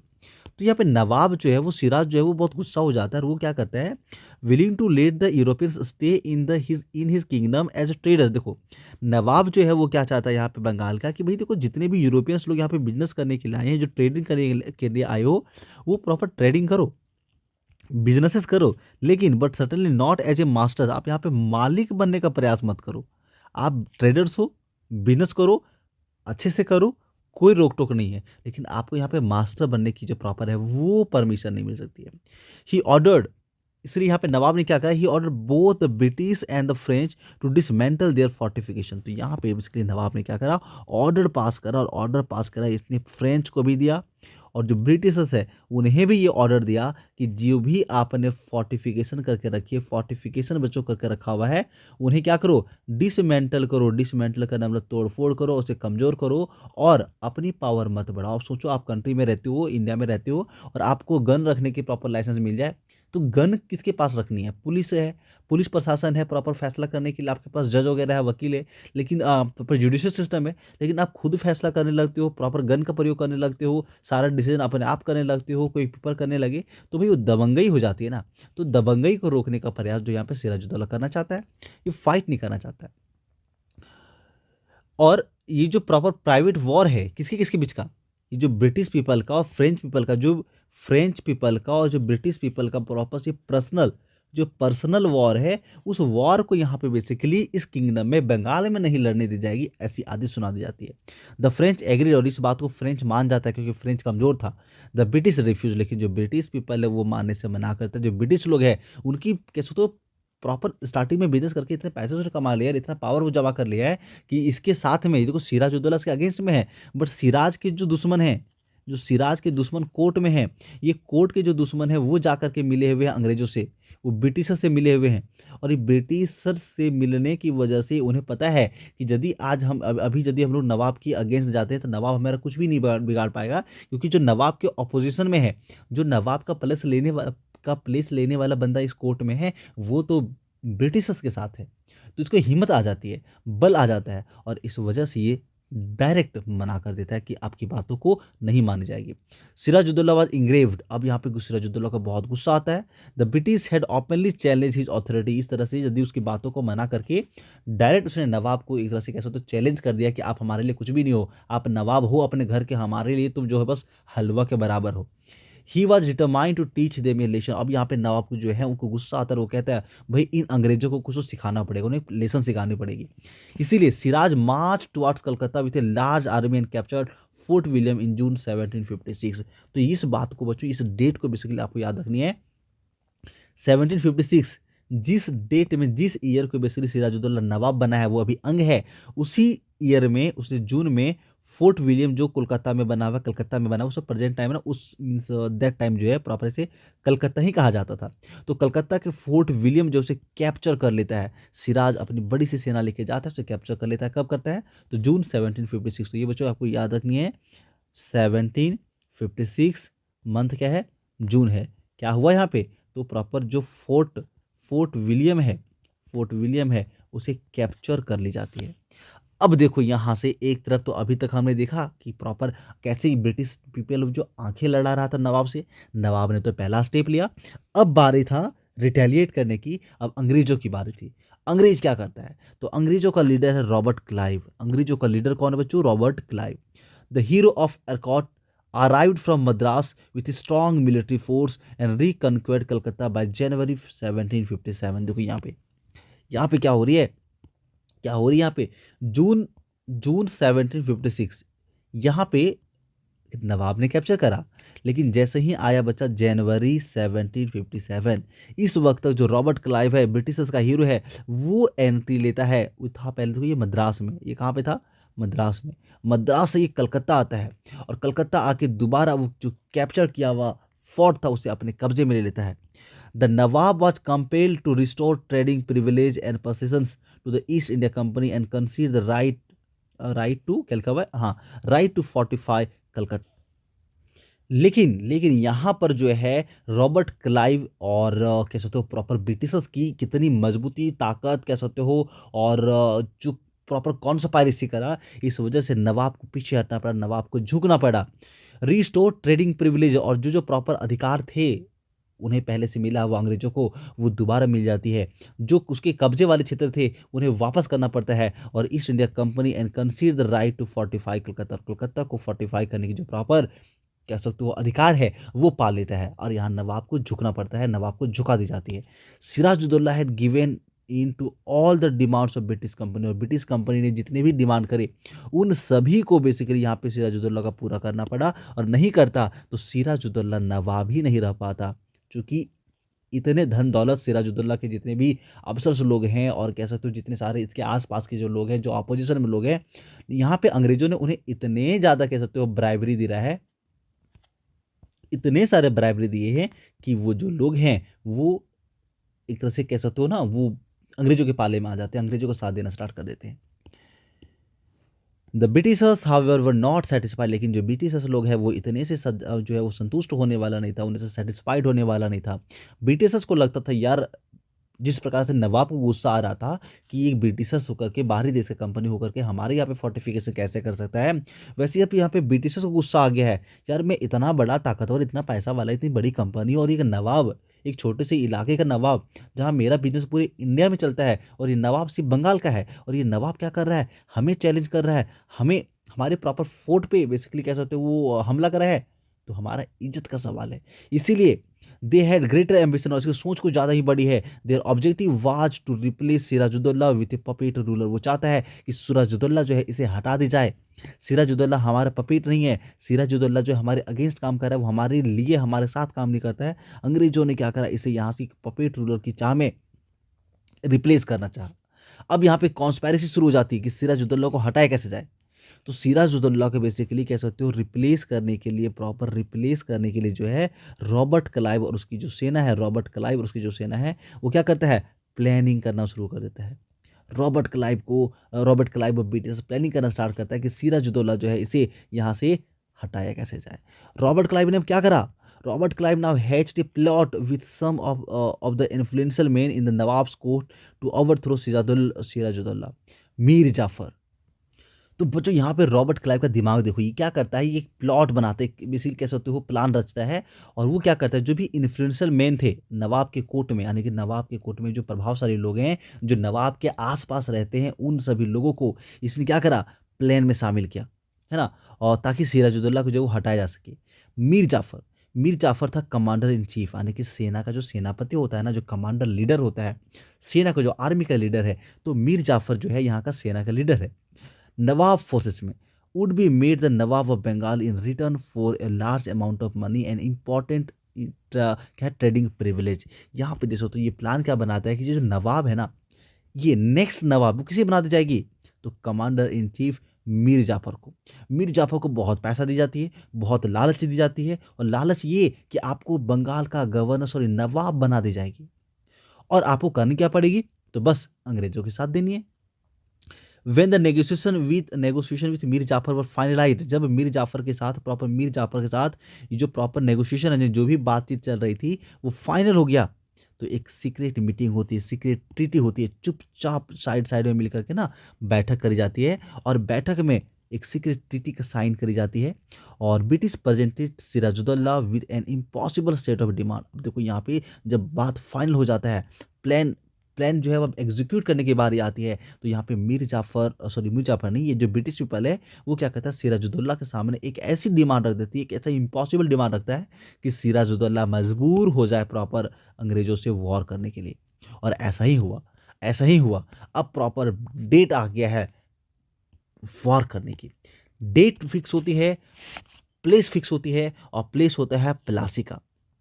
Robert Clive lead the British forces, Robert Clive ने ब्रिटिश फोर्सेस को बेसिकली लीड करा, और प्लासी में, और ये प्लासी कहाँ पे है, तो नियर मुर्शिदाबाद एक प्लेस है, अभी भी देखो मुर्शिदाबाद एक डिस्ट्रिक्ट है प्रॉपर आपका बांग्लादेश में, तो मुर्शिदाबाद जो है प्रॉपर वहाँ पे प्लासी नाम का प्लेस है, ठीक है। और the capital of nawabs Bengal, और ये मुर्शिदाबाद वही है, ये जो प्रॉपर बंगाल है ना, बंगाल, ये जो बंगाल है बच्चों से कैपिटल ही मुर्शिदाबाद है, तो मुर्शिदाबाद कैपिटल है, इसी के पास में एक जगह है, नाम बच्चों है क्या, Plassey. The nawab of Bengal Sirajuddaula also advance at the head of a large army of 50,000 man. यहाँ पे देखो सिराजुद्दौला भी है, जो उसे भी लगा यार बिना इसे सबक सिखाए इन अंग्रेजों से पार नहीं पाया जा सकता है, उन्हें औकात दिखानी पड़ेगी। तो यहाँ पे सिराजुद्दौला जो है 50,000 मैन के साथ अपनी सेना को लीड करता है। The battle of Plassey was fought on 23 जून 1757। अब 23 जून देखो, ये फिर से जून का महीना आ गया, 23 जून 1757, याद करो यही जून है। इसी जून को 1756 में, जून 1756 में कलकत्ता पे हमला करा गया था ना, कलकत्ता पे हमला करी गई थी, और यही वो साल है जहाँ पे सिराजुद्दौला जो है वो नवाब बना था, 1756 में, और इसी के ठीक अगले साल 1756 में बैटल ऑफ जो है वो पल्लासी हो जाती है। और समय क्या होता है, जून का महीना, और डेट होता है बच्चों 23। धोखे से यहाँ पे जो है, धोखे से मीर जाफर को अपनी टीम में करने के बाद रॉबर्ट क्लाइव जो है सिराजुद्दौला को हरा देता है।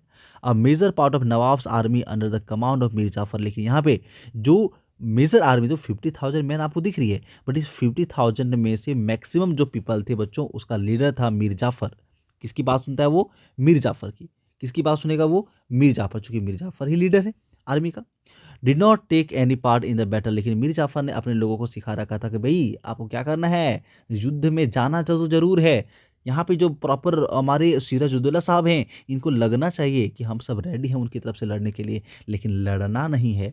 Realising that he had been betrayed, the nawab fled from the battlefield, लेकिन जब इन्हें ये बात का एहसास हो जाता है सिराजुद्दौला की उन्हें धोखा हुआ मिला है, उसे धोखा दी गई है, और उनकी तरफ से कोई जो है पीपल आर्मी लोग वहाँ पे जो गया है पर लड़ नहीं रहा है, तो नवाब भाग जाता है बैटल फील्ड से, युद्ध के मैदान से वो भाग जाता है। ही वॉज कैप्चर, लेकिन उसे दौड़ा दौड़ा के मारा जाता है, पकड़ा जाता है, और उसे मौत की नींद सुला दी जाती है।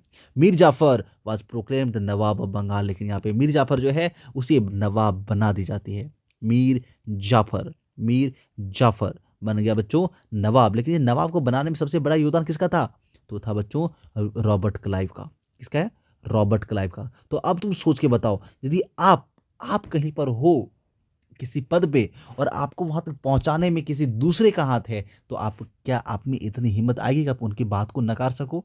क्या जो भी डिसीजन आप लोगे उसमें क्या उसका जिन जिन पर्सन ने आपको उस पद पे बैठा है, क्या उसका इजाजत नहीं लोगे, उसे परमिशन नहीं लोगे, उसे सलाह नहीं करोगे? तो यहाँ पे रॉबर्ट क्लाइव जो है उसने मीर जाफर को पद पे बैठाया, तो रॉबर्ट क्लाइव की बात तो मीर जाफर को मानना ही पड़ेगा।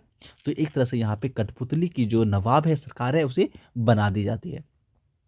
इसका रिजल्ट क्या हुआ इस वॉर का, चलो देखते हैं। ईस्ट इंडिया कंपनी जो है granted the undisputed right to free trade in Bengal, Bihar and Orissa. ये हो जाने के बाद प्रॉपर फ्री ट्रेड करनी है पूरे में, बिना रोक टोक के, बिना किसी डिस्प्यूट के, वो लाइसेंस मिल गया। Company was given the zamindari of 24 Pargana. अब देखना एक और बड़ी डिस्ट्रिक्ट, जिस प्रकार से नवाब का जो काम है वो जमींदारी का है, नवाब के लोगों का काम है जमींदारी करना, यानी कि वहाँ के प्रॉपर एक बहुत बड़े से इलाके का, जिसका नाम था भाई 24 परगना, ये अभी भी एक डिस्ट्रिक्ट है। तो इस पूरे डिस्ट्रिक्ट में जो कंपनी है उसे जमींदारी की जो है प्रॉपर कह सकते हो जमींदारी की जमींदारी दे दी गई। जमींदारी मतलब यहाँ 24 परगना का पूरा जो मालिक है, टैक्स कलेक्ट करने का जो मालिक है, टैक्स कलेक्ट करने का जो राइट है, वो मिल जाता है बच्चों ब्रिटिश को। ये पहला पहला ऐसा डिस्ट्रिक्ट था, इलाका था, जहाँ पे टैक्स कलेक्ट करने का जो अधिकार है वो किसके पास है, ईस्ट इंडिया कंपनी के पास है। तो कंपनी अभी तक क्या कर रही थी, ट्रेड कर रही थी, अभी तक वो फ्री ट्रेड करने के पीछे जा रही थी। किस प्रकार से ट्रेड करने में हमें कोई पैसा खर्च ना करना पड़े, एक जगह से दूसरी जगह तक जाने में प्रॉपर टैक्सेस सरकार को ना पे करना पड़े, तो फ्री ट्रेड की बात हो रही थी। लेकिन अब फर्स्ट टाइम था कि उसे जमींदारी मिल गई है कि भाई अब जमीन पर रहने वाले लोगों से, किसानों से टैक्स भी आप ही लो। Mir Jafar paid the company and its officer over 300 lakh rupees. बच्चों ये अमाउंट कम नहीं है, 300 लाख रुपीज, सोचो कितनी बड़ी रिश्वत दी गई। भाई आप क्या करो, मीर जाफर को आपने नवाब बना दिया, और नवाब बनाने के बदले में 300 लाख रुपीज, जितना वो ट्रेड करके कमाने में उसे वर्षों लगते। अंग्रेजों को ट्रेड यदि करता था, ट्रेड करके उतना अर्न करने में वर्षों लगता, उतना पैसा तो उन्हें 300 लाख रुपीज एक बार में मिल गया। जमींदारी भी मिल गया, जमींदारी प्रॉपर जो है 24 परगना का, उसका टैक्स कलेक्ट करने का राइट्स भी मिल गया, फ्री ट्रेड भी मिल गया। सोचो और क्या चाहिए, बल्ले ही बल्ले है, सोने पे सुहागा हो गया यहाँ पे ब्रिटिश लोगों की। बट अब हम लोग पढ़ने वाले बच्चों, इसकी इंपॉर्टेंस क्या है, ये जो वॉर लड़ी गई, इस वॉर का इंपॉर्टेंस क्या है, ये इंडिया के हिस्ट्री का टर्निंग पॉइंट कैसे बना। हम कैसे कह सकते हैं कि जो ये प्रॉपर वॉर ऑफ प्लासी हुआ है, उसने इंडियन हिस्ट्री के बच्चों चेंज कर दिया, मॉडर्न हिस्ट्री को। इसकी इंपॉर्टेंस क्या है, तो बच्चों ध्यान देना। The battle of Plassey was a major turning point in the history of India. Point wise समझो, एग्जाम में जब इंपॉर्टेंस लिखने के लिए आए, तो आपको बच्चों ये 1, 2 और 3 जो भी छोटे छोटे हैं, उन 3 पॉइंट्स को बच्चों आपको लिखनी होती है। इसको आप VVI लगा लो। यदि आप इंटरनल क्वेश्चन की प्रॉपर प्रिपरेशन करना चाह रहे हो, तो बच्चों इस वाले क्वेश्चन को यहाँ पे VVI लगा लो, VVI लगा लो कि what was the importance of battle of Plassey. तो बच्चों इसका आंसर में आपको लिखना है, it paved the way for the establishment of British rule in Bengal.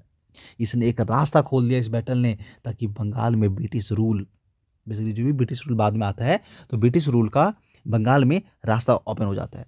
ये ट्रांसफर्ड ए ट्रेडिंग कंपनी इनटू ये पॉलिटिकल पावर। अब यहाँ पे देखो, ये अब कोई कंपनी नहीं रह गया है, ये एक तरह से जो पॉलिटिकल अलायंस बन गया है। जिस प्रकार से हमारे देश में कई सारी पार्टीज होती है और पार्टीज मिलकर के गवर्नमेंट चला रही होती है, उसी प्रकार से ये जो कंपनी है वो क्या कर रही है, पॉलिटिकल पावर बन गया है, वो सरकार चला रही है, सरकार में शामिल हो गई है। सरकार इसकी बिना इजाजत का सलाह मशवरा का अब नहीं चलने वाला था। The nawab of Bengal was reduce to ये पपेट। और जो बंगाल है का जो नवाब है बेसिकली वो पपेट बन गया है, अब उसका हाथ में कोई पावर रहा ही नहीं है। Who become the virtual ruler of Bengal. और जो ब्रिटिश पीपल है, जो ब्रिटिश कंपनी है वो जो कंपनी है वो क्या बन गया, वर्चुअल रूलर ऑफ बंगाल, यानी कि इनडायरेक्ट रूलर बन गया है। यहाँ पे नवाब को तो सामने का मुखौटा बस है, बाकी पूरा मेन जो पावर है वो ब्रिटिश के पास था। It replaced at the disposal of British the vast resources of Bengal. These resources helped them to win the Third Carnatic War and finance military expansion in other parts of India in the future. इसके बाद से जो proper Britishers है, उन्हें बंगाल के ये जो resources हैं, जो पैसे हैं, जो प्रॉपर यहाँ पे वेल्थ थी, उनकी भी एक कैसे तो लॉटरी लग जाती है। These resources help the two win the third kinetic war. और ये जो रिसोर्सेज था उसने ब्रिटिशर्स को हेल्प करा थर्ड कैनेटिक वॉर को जीतने में। अब आपके एक प्रश्न है, बताओ क्या आपके दिमाग में आ रहा है कैनेटिक वॉर क्या था? ये तो थर्ड कैनेटिक वॉर किसके साथ लड़ी गई है, किसके किसके बीच में लड़ी गई है? ठीक है, यदि आ रही है तो बहुत सही बात है, नहीं आ रही है तो मैं बताता हूँ।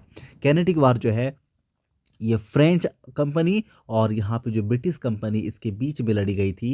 ये जो राइवलरी है फ्रांस और ब्रिटिश का, इंग्लैंड का जो कि यूरोप में था, उसका राइवलरी बढ़ते बढ़ते इंडिया में आ जाता है। यहाँ पे 3 कैनेटिक वार होती है। लास्ट वाले में जो प्रॉपर कैसे होते हो जीतने में और इस वॉर को बेसिकली फाइनेंस करने में पैसे की जो व्यवस्था है वो यहाँ पे बंगाल से होती है। इसके अलावा जो मीर जाफर है, एक सेकेंड कुछ गड़बड़ हो गई क्या यहाँ पे? 67 यही तो है। क्या लिखा है? Mir Jafar was weak ruler, he had the responsibility to ruling Bengal but virtually no power to do so. The Britishers use their control over the nawab to drain the wealth of Bengal. तो यहाँ पे हम देख पा रहे हैं कि जो मीर जाफर है वो एक वीक रूलर जो है वो निकलता है। He had the responsibility to of ruling Bengal. यहाँ पे मीर जाफर के पास सबसे बड़ी रिस्पॉन्सिबिलिटी है कि बंगाल के लोगों को संभालना है, उसे मैनेज करनी है, but virtually no power to do so. लेकिन इसके पास कोई पावर नहीं है, क्योंकि जो पावर है वो किसके पास है, वो तो ब्रिटिश के पास है। फिर ये लोग को कैसे संभाले, लोगों के लिए काम कैसे करेगा? The Britishers use their control over the nawab to drain the wealth of Bengal. और यहाँ पे जो ब्रिटिशर्स है उन्होंने क्या करा, नवाब को कंट्रोल करके प्रॉपर जो वेल्थ है बंगाल का उसे अपने फायदे के लिए काम कराया। The company and its officers openly and seamlessly plundered Bengal. ये खुली तौर पे बेसिकली बंगाल को इसने लूटा। भाई रिस्पॉन्सिबिलिटी किसके पास है? बंगाल की गवर्नर नवाब जो है उसके पास है। बंगाल पे विकास के कार्य नहीं होते, बंगाल को नुकसान होता है, बंगाल पीछे जाता है, तो जिम्मेदारी किसकी बनेगी, जवाबदेही कौन होगा? तो ये जो मीर जाफर है वो, लेकिन पीछे पीछे से जो प्रॉपर यहाँ पे ब्रिटिशर्स है वो तो बस मेवा ही मेवा खा रहा है। Mir Jafar was unable to meet the demand of British. अब जो ब्रिटिशर्स लोग हैं इनकी डिमांड धीरे धीरे इतना बढ़े जा रहा है कि मीर जाफर जो है वो परेशान हो जाता है। वो क्या करे, नवाब बेसिकली अपने देश की जनता जो है, बंगाल की जनता जो उसकी सेवा करे, उनके लिए कार्य करे, या फिर यहाँ पे ब्रिटिशर्स की डिमांड पूरा करे। They deposed him and made his sons in law Mir Kasim the new nawab of Bengal. जब ये पूरा नहीं कर पाने लगा तो अंग्रेजों ने उसे डिपोज कर दिया। डिपोज कर मतलब पद से हटा दिया, और जो उसका सन इन लॉ है यानी कि उसका दामाद जो था, मीर कासिम नाम है, उसे अब नया मुर्गा बनाया और नया बंगाल का नवाब बनाया। 1760 में जो मीर कासिम है rewarded the company by granting it the zamindari of the district of Bardhaman, Midnapore, Chittagong. A British trading company had successfully transform itself into king maker. अब यहाँ पे बच्चों देख पा रहे हैं कि याद करो 1757 में प्लासी के वॉर के बाद सिर्फ इसे 24 परगना जो डिस्ट्रिक्ट है वहाँ की ज़मींदारी मिली थी। लेकिन यहाँ पे जब मीर कासिम को नवाब बनाया गया तो कुछ को और भी जो डिस्ट्रिक्ट हैं वो इसके अंदर में आ जाता है। वो था बच्चों वर्धमान। क्या नाम है? वर्धमान। और क्या है? तो और है बच्चा मिदनापुर। मिदनापुर से मेदनापुर भी अभी कहते हैं। फिर है चितगोंग। ये जो चितगोंग है यहाँ पे बेसिकली क्या होता है, इन सारे डिस्ट्रिक्ट जो जमींदारी है यानी कि प्रॉपर इस पूरे इलाके का टैक्स कलेक्ट करने का जो जिम्मा है वो नवाब अपने पास से छोड़ करके वो ब्रिटिशर्स को दे देता है। तो ब्रिटिशर्स के हाथ में तो मेवा ही मेवा था, अब तो भाई सोने पे सुहागा हो गया है। तो ये था। चलिए तो अब देखते हैं कि बैटल ऑफ बक्सर क्यों हुआ और इसका रिजल्ट क्या निकला, इसका इंपैक्ट क्या पड़ा। तो यहाँ पे हमने देखा जो मीर कासिम है, मेरे दोस्त मीर जो कासिम है, वो अब क्या बन गया है, तो वो बंगाल का नया नवाब बन गया है, ठीक ना। तो ही वाज कॉम्पिटेंट एंड क्या efficient ruler, determined to free himself from foreign control, he soon came into conflict with the British. यहाँ पे देखो भाई, ये बंदा बड़ा बड़ा ही कैसे तो हिम्मत वाला निकला। ये जो है कि एफिशिएंट रूलर है, इसको पता है कि इसकी पावर कितनी है, एक नवाब के पास क्या पावर होती है, और एक नवाब का, रियल नवाब क्या अपनी कंट्री के लिए, किसी तो अपने इलाके के लिए क्या कर्तव्य होती है। ये एक एफिशिएंट है, रूलर है, डिटरमाइंड है क्या करने के लिए, to free himself from foreign rule, यानी कि भाई मैं नवाब हूं तो नवाबी गिरी तो बस मैं ही करूंगा, मेरे ऊपर किसी और की जो प्रॉपर कह सकते हो ना आदेश है वो नहीं चलेगी। He soon came into conflict with the British, लेकिन यदि इसकी सोच ऐसी होगी और किसी ने तुम्हें यदि नवाब बनाया है और आप उसके अगेंस्ट यदि जाते हो बच्चों, तो फिर से कन्फ्लिक्ट तो होना लाजमी है।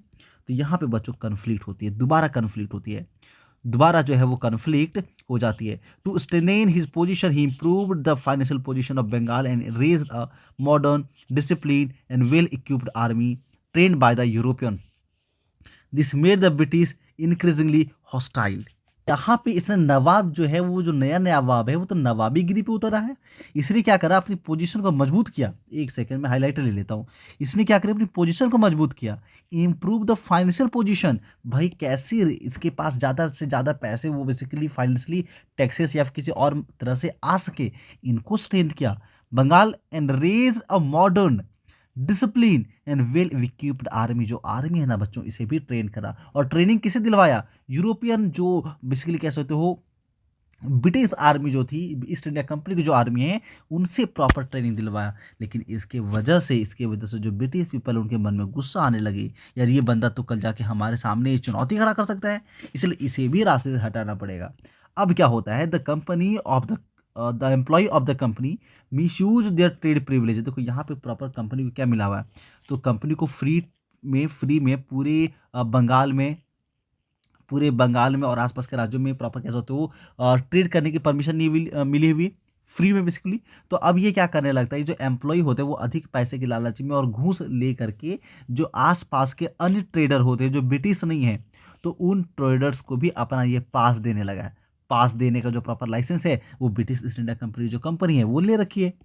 अब क्या होता है, sold their duty free trade permits to Indian merchant, तो उसने इंडियन मर्चेंट्स को भी पैसे के लालची में आकर के वो पे कर देता है।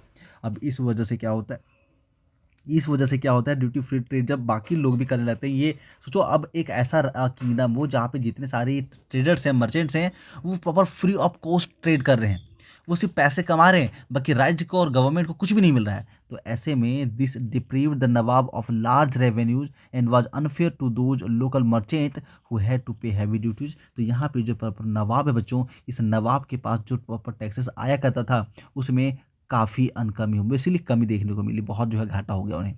तो ये यहाँ जो लोकल मर्चेंट है, तो लोकल मर्चेंट जो हाई टैक्सेस पे करता था उसके साथ भी एक तरह से अन्याय हो रहा था। सोचो ना आप ऐसे हो, ये दो व्यापारी हैं, ये क्या कर रहा है, फ्री ऑफ कॉस्ट में ट्रेड कर ले रहा है तो मुनाफा कमा ले रहा है। ये मान लो कोई 100 रुपये का सामान है तो 90 रुपीज़ में बेच दे रहा है। लेकिन ये जो इंसान है ये ऑनेस्ट है और ये क्या कर रहा है, प्रॉपर टैक्स भी पे कर रहा है। तो टैक्स पे कर रहा है तो 100 रुपीज़ का जो सामान है ये 90 में तो नहीं बेच पाएगा, क्योंकि टैक्सेस भी पे करनी पड़ी, तो ये 95 में बेचेगा। तो ये कॉस्टली में बेचता है, ये कम कॉस्ट में भी बेच के निकल के मुनाफा कमा जाता है। तो इस तरह से बेसिकली ये सब जो प्रॉपर कह सकते हो ट्रेडर्स हैं उन्हें नुकसान होने लगा। तब क्या होता है, to put an end to the corrupt practice. तो ये जो दोबारा कह सकते हो घटिया वाली प्रैक्टिस हो रही है ब्रिटिशर्स के द्वारा, वो जो नवाब को धोखा दिया जा रहा है, इस बात को लेकर के Mir Qasim abolished all duties on the internal trade. This made the British furious. तो उसने क्या करा, ब्रिटिश पीपल ने को और चिढ़ाने के लिए, गुस्सा दिलाने के लिए मीर कासिम ने क्या किया, एबोलिश कर दिया, जो भी टैक्सेस लगती थी अब सभी मर्चेंट के लिए फ्री कर दिया।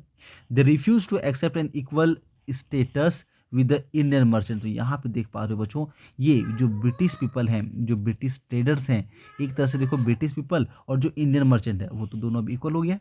वो दोनों क्या हो गया, वो तो इक्वल हो गया ना, क्योंकि इन्हें भी टैक्स, ब्रिटिश लोग पहले टैक्स नहीं दे रहा था, तो मीर कासिम ने क्या किया, इंडियन मर्चेंट के लिए भी taxes free trade taxes free trade करने का परमिशन दे दिया। इस वजह से प्रॉपर उन्हें गुस्सा आ गया, यार हमारे बराबरी में इंडियन मर्चेंट कैसे आ सकता है। इन 1763 वॉर ब्रोक आउट। तो अब यहाँ पे 63 का समय आता है बच्चों। अभी हमने देखा था जो मीर कासिम है, मीर कासिम बेसिकली नवाब कब बना है, तो मीर कासिम बच्चों नवाब बना था। मीर कासिम यहाँ पे 1760 में नवाब बना था ना, यहाँ देखो मीर कासिम जो है 1760 में नवाब बना और 1763 में वॉर होती है between Mir Qasim and the British. The nawab was defeated, लेकिन ये जो नवाब है वो हार जाता है। ये बात नवाब को पहले से पता है कि यदि युद्ध होगी तो वो हार जाएंगे, क्योंकि इसके पहले सिराजुद्दौला है वो हार चुका है। इसके बाद मीर जाफ़र जो है वो उसको भी गद्दी से हटा दी गई है। तो यहाँ पे इसे भी पता है कि मैं भी हारा जा सकता हूँ, लेकिन मीर जाफ़र चैलेंज लेता है।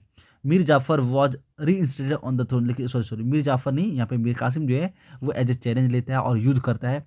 अब युद्ध के बाद मीर जो कासिम था बच्चों, मीर कासिम नहीं, मीर जफ़र वाज री इंस्टेटेड टू द थ्रोन। यहाँ पे देख सकते हो जो मीर जाफ़र है जिसे हटा दिया गया था, और इसका जो प्लेस है बेसिकली मीर कासिम को मिला था ना, मीर कासिम को मिला था। तो ये जो मीर कासिम होता है वो भी क्या करता है, तो मीर कासिम जो है वो मीर कासिम जो युद्ध के लिए तैयार हो जाता है। तो मीर कासिम को नवाब से हटा करके मीर जाफ़र को दोबारा जो है यहाँ का नवाब बना दी जाती है।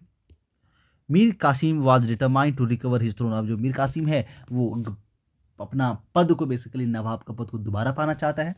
ही स्केप टू अवध, और वहाँ से भाग के अवध चला जाता है, जहाँ पे he form an alliance with Sirajuddaula. जो सुजा उद्दौला, देखो पहले सिराजुद्दौला तो मर चुका सिराजुद्दौला, अब यहाँ पे सुजा उद्दौला है उसके साथ बेसिकली अलायंस करता है। द नवाब ऑफ अवध है, सिराजुद्दौला कौन है, तो ये नवाब है अवध का। And the Mughal emperor Shah Alam two. देखो यहाँ पे प्रॉपर मीर कासिम जो अपना दिमाग लगाता है। मीर कासिम ये भाग के पहुंच गए कहाँ पे, अवध। ये जो अवध है यहाँ का बेसिकली कह सकते हो जो नवाब है उसका नाम है सुजा।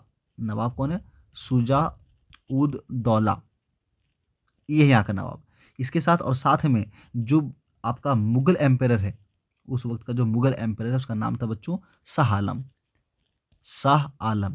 तो इनके साथ बेसिकली मिल करके ये प्लान करता है कि चलो जी क्या करा जाए, युद्ध करा जाए, अंग्रेजों को हराया जाए। अंग्रेज का जो कह सकते हो वो बहुत ही ज़्यादा जो है वो बदमाशी करने लगा है, अंग्रेजों को हरानी पड़ेगी।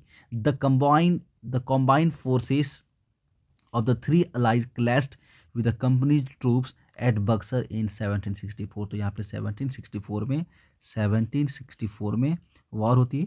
एक तरफ से ब्रिटिश होता है बच्चों, एक तरफ से ब्रिटिश होता है और दूसरी तरफ से मीर कासिम है।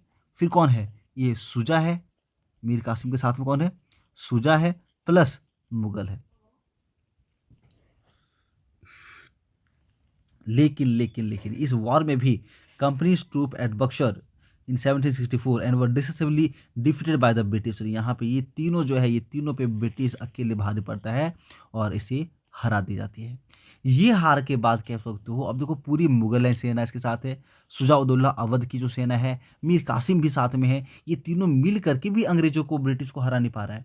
और ये होने के बाद कह सकते हो मीर कासिम का हौसला तो टूटा ही, लेकिन अंग्रेजों को बहुत लाभ हो। जो ब्रिटिश है उनकी कह सकते हो कॉन्फिडेंट बिल्कुल नेक्स्ट लेवल पे बढ़ गया कि भाई हमें तो अब इंडिया में कोई हरा नहीं सकता है, और अब हमें अपने मन मुताबिक जो है वो यहाँ पे रूल कर सकता हूँ, या रूल नहीं भी तो यहाँ अपने मन मुताबिक सारे जो काम है इंडिया में, बंगाल में, आसपास के किंगडम में वो कर सकता हूँ। तो चलिए देखते हैं इंपॉर्टेंस क्या आ रही है इस वॉर की। तो इस वॉर के इंपॉर्टेंस में पहला है the victory of the British in the battle of Buxar establish them as a master of Bengal, Bihar and Odisha. अभी देखो प्रॉपर बंगाल, बिहार, ओडिशा क्या बन गया, ये मास्टर बन गया कि इसके इतना ताकतवर तो अब कोई दूसरा रहा ही नहीं है, इसका कोई कॉम्पिटिटर तो बचा ही नहीं है। It gave them political influence, और इसकी पॉलिटिकल इन्फ्लुएंस जो वो बढ़ जाती है। अब ये क्या करता है, अवध को भी कंट्रोल करने लगता है और मुगल एम्पायर को भी कंट्रोल करता है, उसने इन्फ्लुएंस करता है।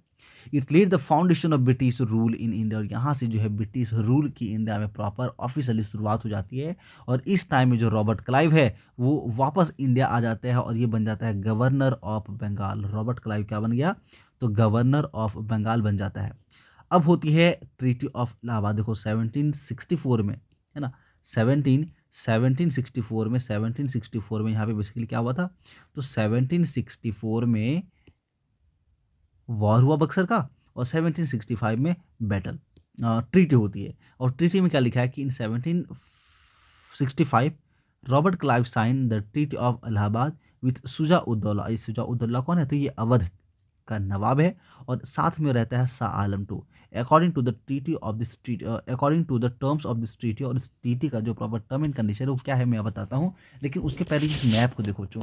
ये मैप है आपका इंडिया इन 1765। इस मैप में बच्चों क्या क्या आपको नजर आ रही है? तो इस मैप में देखो ब्रिटिश टेरिटरी जो है ये दिख रहा है, ये देखो ये प्रॉपर जो रीजन है, ये जो प्रॉपर रीजन है ये है आपका ब्रिटिश टेरिटरी। तो इतना बड़ा इलाका जो है ब्रिटिश ने अपने कब्जे में 1765 तक बेसिकली ले चुका है। यहाँ पे है निज़ाम का अथॉरिटी, ये हैदराबाद वाला इलाका है, यहाँ पे निज़ाम का अथॉरिटी है। और फिर है मैसूर टेरिटरी, ये प्रॉपर यहाँ पे है शेर मैसूर, टीपू सुल्तान जिसको कहते हैं, वो प्रॉपर उनका राजपाट। और यहाँ पे मराठा किंगडम देख सकते हो कितना विशाल, ये था आपका मराठा किंगडम येलो वाला, ठीक है। तो ये मराठा किंगडम अभी चल रहा था। और ट्रीटी के अकॉर्डिंग जो है Awadh was return to Shujauddaula, ये जो अवध है उसे शुजाउद्दौला को वापस दे दी जाती है। लेकिन देख सकते हो यहाँ पे बेइज्जती तो घंघोर हुआ है शुजाउद्दौला का। Two district of Kora and Allahabad were taken away from the nawab. लेकिन जो शुजाउद्दौला है उसके दो इंपॉर्टेंट डिस्ट्रिक्ट जो सबसे महत्वपूर्ण थे, जो कि था कोरा डिस्ट्रिक्ट और इलाहाबाद, ये ब्रिटिश अपने पास रख लेता है और वहाँ की जो जमींदारी है वो ब्रिटिश अपने पास ले लेता है। Nawab of Awadh had to pay a war indemnity of 50 lakh rupees to the company, और इस कंपनी को प्रॉपर इस शुजाउद्दौला को 50 लाख रुपीज जो है वापस देना भी पड़ता है, क्योंकि आपकी वजह से यहाँ पे युद्ध हुई है और युद्ध हुआ है तो पैसे के नुकसान हुए, तो भरपाई जो है जुर्माना जो है 50 लाख रुपीज लगाई जाती है। The British agree to defend the nawab of Awadh against his enemy, और यहाँ पे जो नवाब है अवध का उसको ये भी कहा गया कि भाई आपको अपने एनिमीज से सुरक्षा अब नवाब को, अवध के नवाब को मैं दूंगा, आने की ब्रिटिश सेना देगी। The nawab would have to pay for the cost of British troop, और ब्रिटिश ट्रूप जो है उनके कॉस्ट जो है प्रॉपर उन्हें पे करना पड़ा। ये भाई क्या तेज था और सातिर दिमाग रॉबर्ट क्लाइव का। सोचो रॉबर्ट क्लाइव यहाँ पे क्या करवा रहा है, भाई सेना भी रख रहा है अपना, और उस सेना जो है ब्रिटिश सेना है, ब्रिटिश ट्रूप है, उनके रख रखाव के लिए जो पेमेंट है, वो जो कॉस्ट है, वो भी इस अवध के नवाब से ले रहा है। Awadh become a buffer state, जो अवध है एक तरह से यहाँ पे बफर स्टेट बन के रह जाता है between the British possessions in Bengal and the Maratha. ये प्रकार से यहाँ पे देख सकते हो अभी तक इंडिया में अब जो है ये प्रॉपर रीजन किसके पास है? ब्रिटिश के पास है। तो अब ब्रिटिश को चैलेंज करने के लिए वन एंड ओनली अब कौन बचा? तो ये मराठा टेरिटरी बचा है, मराठा ही है। लेकिन इस मराठा में ये देखो यहाँ पे आपको इलाहाबाद दिख रहा है, ठीक ना। तो ये प्रॉपर इधर आसपास को रीजन है, ये अवध है, देखो यहाँ पे अवध दिख रहा है ना, तो ये अवध है। तो ये मराठा और यहाँ पे जो बंगाल है, एक बंगाल और ये मराठा, तो बंगाल और मराठा के बीच में ये एक बफर स्टेट बन जाता है, बफर जोन बन जाता है, यानी कि दोनों के बीच का जो एरिया है वो आपका अवध होता है। The British gave Shah Alam two the district of Kora and Allahabad in an annual pension of 26 lakh rupees. ये क्या करता है, अब जो कोरा और इलाहाबाद को बेसिकली अवध से लिया था, उस दोनों डिस्ट्रिक्ट को शाह आलम टू को दे दी जाती है, और एनुअल पेंशन भी देता है, पेंशन 26 लाख रुपीज़ का पेंशन भी देता है। और कहता है बाबू साहब तुम बैठ जाओ, अब तुम्हें जो है तुम्हारी उम्र हो गई, तुम्हारा जो भी प्रसूति काम काज है वो अब ब्रिटिश सेना संभाल लेगी, ईस्ट इंडिया कंपनी जो वो संभाल लेगी। आपको बैठे बैठे 26 लाख रुपीज़ का पेंशन मिलेगा, और कोरा और इलाहाबाद का जो एरिया है वो आपको मिल जाएगा। In return the Mughal emperor Shah Alam two the nominal head of Mughal empire granted the company the diwani of Bengal. और इस प्रकार से शाह आलम टू ने प्रॉपर बंगाल का जो दीवानी है, बंगाल का जो प्रॉपर कह सकते हो नवाबी है, वो किसे दे दिया? ब्रिटिश को दे दिया। बिहार का भी दे दिया और उड़ीसा को दे दिया। तो देखो मुगल एम्पायर भी एक तरह से कठपुतली की सरकार की तरह से रह गई है। ब्रिटिश आर्मी ने क्या करा, इस नवाब को यार जो कह सकते हो दिल्ली के मुगल एम्पायर है उसे भी अपनी कठपुतली की तरह नचाने लगा है। The right to collect revenue from this province and जज civil cases the company's control over Bengal was made legal. यहाँ पे प्रकाश से कह सकते हो बंगाल पे जो कंपनी का कंट्रोल है वो अब क्या हो गया है? प्रॉपर लीगल हो गया है। इसे प्रॉपर अथॉरिटी मिल गया है। अथॉरिटी जो है वो मिल गया किसका? तो यहाँ पे मुगल का। अब ये दोनों सोचो क्या बात है, यहाँ पे सोचो सिनेरियो कैसा रहा है। एक इंडिया, ठीक, इस इंडिया पे मुगल लोग बाहर से आकर अटैक किया और ये रूल करना शुरू कर दिए हैं। फिर मुगलों से भी ज़्यादा ताकतवर अब यहाँ पे ब्रिटिश जो है वो कंपनी की सेना आ गई है। और अब जो प्रॉपर यहाँ पे कह सकते हो मुगल लोग हैं वो जैसे ही कमज़ोर पड़ा, ब्रिटिश ने एंट्री लिया और अब मुगल को हटा करके अब रूल जो है वो कौन करने लगा है? ब्रिटिश जो है वो प्रॉपर यहाँ पे रूलिंग जो है उसको स्टार्ट हो जाती है। ये दोनों, ये जो इंडिया है, इंडिया दोनों का दोनों, ब्रिटिश भी बाहर का, मुगल भी बाहर का, और दोनों मिलकर के इंडियन पीपल पे यहाँ पे बेसिकली क्या करते हैं, तो इंडियन पीपल पे रूलिंग करना स्टार्ट करते हैं। और जो इंडियन पीपल हैं वो हंसी खुशी इसे क्या कर लेते हैं बच्चा, एक्सेप्ट भी कर लेते हैं, हंसी खुशी से एक्सेप्ट भी कर लेता। सोचो, एक्सेप्ट नहीं करता तो ये ब्रिटिश पीपल को भगाता, एक्सेप्ट नहीं करता तो सारे लोग मिलकर के इस मुगल को भगाए रहते उस टाइम में। पर इन दोनों में से किसी को नहीं भगाया यार, इंडिया पे रूल करने की जो परमिशन है पहले मुगल ने छीन झपट के लिया। अब ब्रिटिश को लग रहा है यार क्या ही यहाँ मुगल लोग जो है वो भी तो किसी ना किसी से ज़बरदस्ती और बलपूर्वक ही यहाँ पे रूल कर रहा है, तो मुगल को हटा दे करके हम खुद रूल करना शुरू कर देंगे। इसमें कौन सी नाइंसाफ़ी और बेईमानी वाली बात हो जाएगी। एक पेंटिंग जो है वो दिखा रहा है Mughal emperor Shah Alam two granting the diwani of Bengal to Robert Clive the governor of province of Bengal Bihar and Orissa. यहाँ पे एक पिक्चर में, ये जो पिक्चर है इस पिक्चर में बच्चों आप देख पा रहे हो, कुछ पिक्चर क्लियर बुझा रही है क्या, ये पिक्चर में कुछ कुछ क्लियर दिखा, ये हमको लग रहा है हाँ ये है रॉबर्ट क्लाइव। और यहाँ पे देख सकते हो कुछ लोग हैं, इसमें से एक जो है प्रॉपर शाह आलम टू है जो इस रॉबर्ट क्लाइव को प्रॉपर लाइसेंस दे रहा है, बंगाल का दीवानी दे रहा है। The puppet Nawab of Bengal continued to sit on the throne, but they had no military and no administrative powers। इसके बाद जो अंग्रेज लोग हैं वो क्या करता है, इसे ना ही कोई मिलिट्री पावर रहने दिया और ना ही किसी प्रकार का एडमिनिस्ट्रेटिव पावर रहने दिया। दोनों का दोनों जो पावर है वो ब्रिटिश लोग संभाल रहा है, और सिर्फ नाम के लिए एक पपेट नवाब जो यहाँ बना के छोड़ दिया है, ताकि बंगाल के लोगों को बेसिकली लगे कि हमारा जो नवाब है वो हमारे लोग हमारे बीच में सही हैं। आफ्टर मीर जाफर डेथ, जब मीर जाफर की डेथ हो जाती है 1765 में, his son was made the nawab of Bengal, तो उसका जो पुत्र है उसे नवाब बना दी गई। He had to sign a treaty with Clive, और क्लाइव के साथ ट्रीटी साइन करनी पड़ी, और जिसके तहत यहाँ पे he had to disband most of his army, उसको पूरी अपनी जो भी आर्मी अब नवाब के पास है उसे पूरी तरह से ख़त्म करना होगा।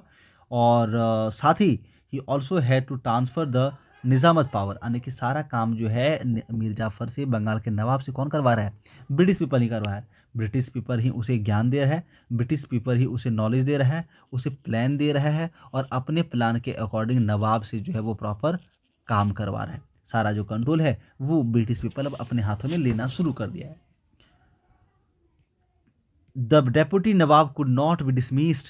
अब देखो यहाँ पे क्या हो रही है, एक और चीज़ ध्यान देना, जनरल एडमिनिस्ट्रेशन क्रिमिनल जस्टिस, निजामत पावर का मतलब होता है जो जनरल एडमिनिस्ट्रेशन है और जो क्रिमिनल जस्टिस है उसका जो कंट्रोल है वो निजामत वो ब्रिटिश ने अपने पास ले लिया।